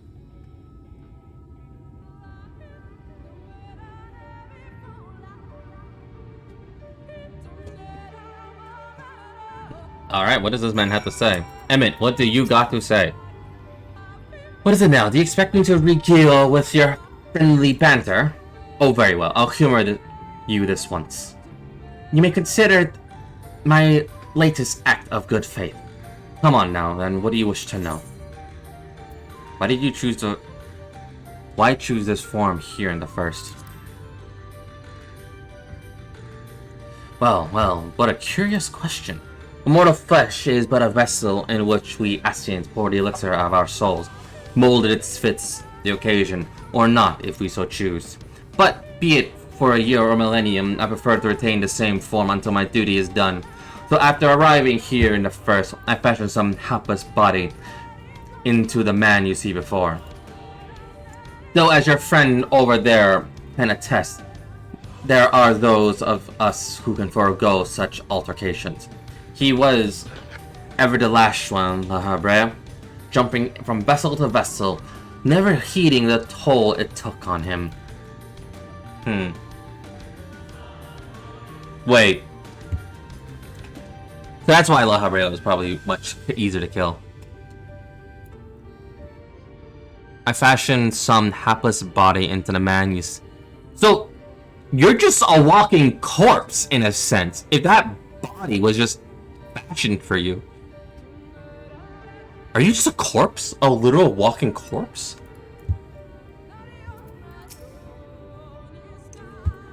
If he ever opens his mouth again, it will be too soon. He just did. Bankard has told me the actions and what they have done. If he isn't willing to help us, it'd be wise to stay with us. His plain our Ascian counterpart meaneth to follow wherever we lead. Were it otherwise, he would not suffer to overabundance of light in these woods. Verily, it paralleleth every corner, and so long as a light warden remaineth, the Sin shall be free to prey upon these lands, without surcase. If naught is done, 'tis but a matter of time before the blessed succumbed. 2 years past, a swarm of Sin did lay waste unto the largest settlement, killing a great many of their priests in so doing. Though some few did survive, they knew not where to or how to go, worried souls in the wanting of guiding hand. For mercy, Yeshua hath provided that which may sorely needed. They have since endeavored the restoration of home, and there shall we bend our steps to Fort Gahan. Alright. While you do that, I do this.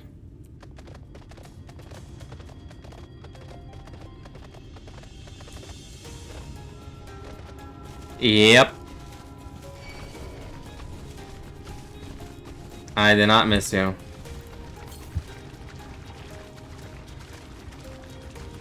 And if I were to assume, this would be where the quarter mill is.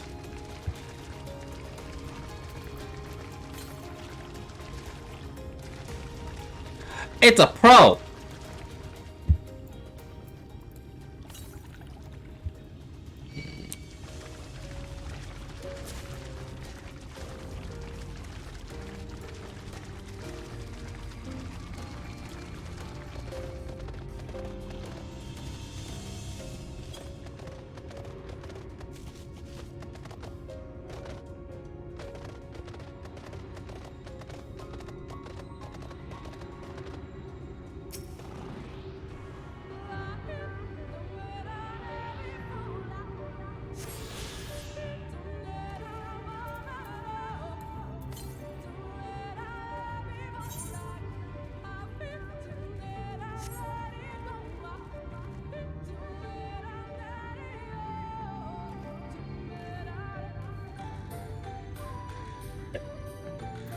And so I just got her like on it again, a third time.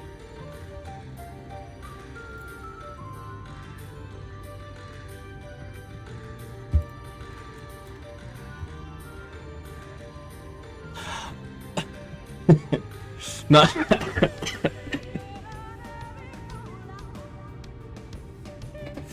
The game's telling you to be a Jin Yu main. It's telling you to be that main. Okay, yeah, I saw it. I was like, oh my god.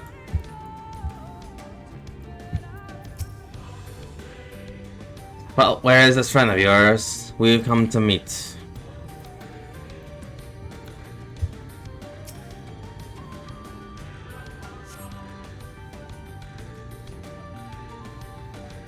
Alright, have a team comp for her.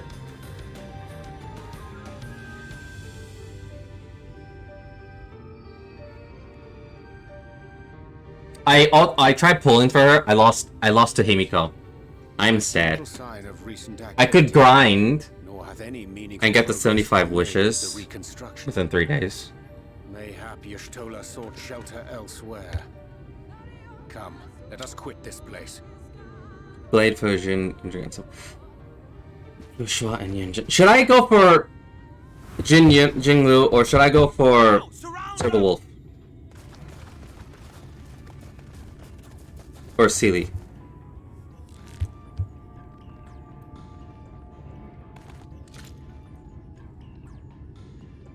Or the new one, Topaz.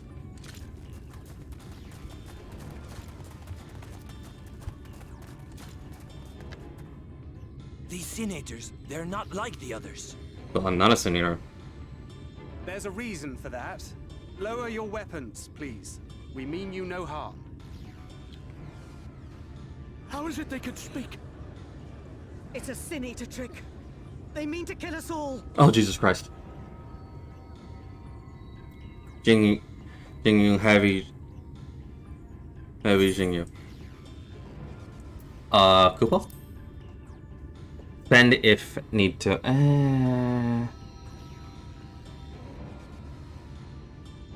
That will seem a lot less amusing when we are forced to kill them.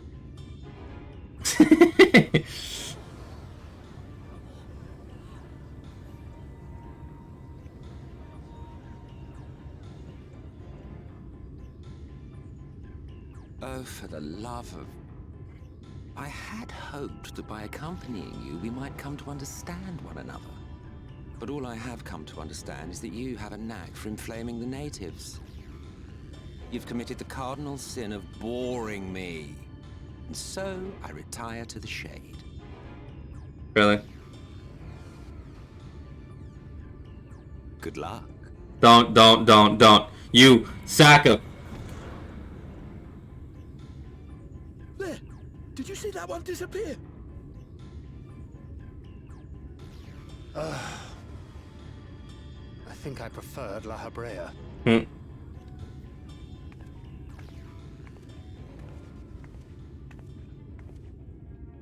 Enough. Runard, report.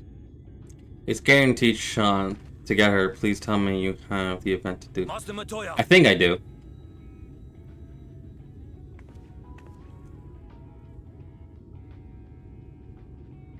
Smash. I'm sorry, what? We apprehended them as you ordered, but are you certain these are Sin Eaters? The intense Oh, light yeah. in the ether I saw was unmistakable. If not Sin Eaters, then what? 'Tis passing queer that Y'shtola should mistake us for the enemy, is it not? Mayhap it hath been too long since last she beheld the radiance of thine ether. Master Matoya, hath time truly made strangers of us? Nay, I recognize you, Urianger, Thancred. And this is Minfilia of the First, of whom you spoke before. Just so. And knowing as thou must that we come in peace, might I prevail upon thee to have thy comrades lower their arms? First explain this other presence in your company. The one I know not. There is but one manner of creature in this world whose ether is suffused with such an abundance of light. Mine apologies, Master Matoya, but thou art mistaken. Before thee standeth our dearest comrade, the truest hero among us. Though he is but recently arrived here in the First, not one but two Light Wardens have already perished by his most puissant hand. Hey. It cannot be.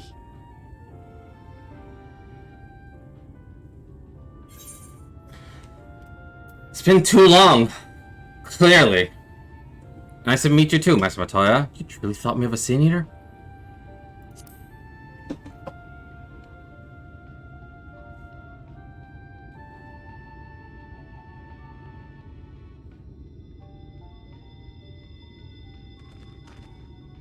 Master Matoya? Lower your weapons.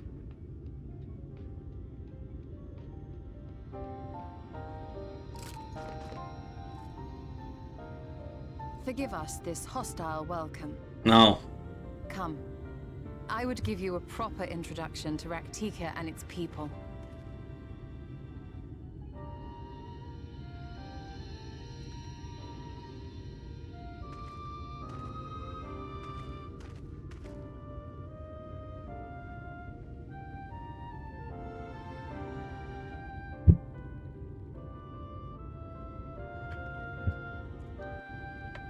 I need to make sure I still have the Pokemon event. But yes. Let's see. This will be that one.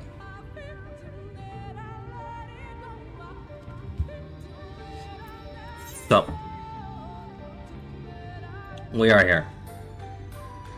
And it has been about 4 hours. I could keep going. As I do not have work. I have resumes to run. God. Anyway, we'll put it pause here as it's a good stopping point. It is a good stopping point for now, and I probably want to do more Star Rail. But for now, I hope you enjoyed the stream. I'm defending, gonna lose this time. My recent polls have been questionable. Your polls, of course, are questionable. As with the amount of luck that you have, it's only a matter of time.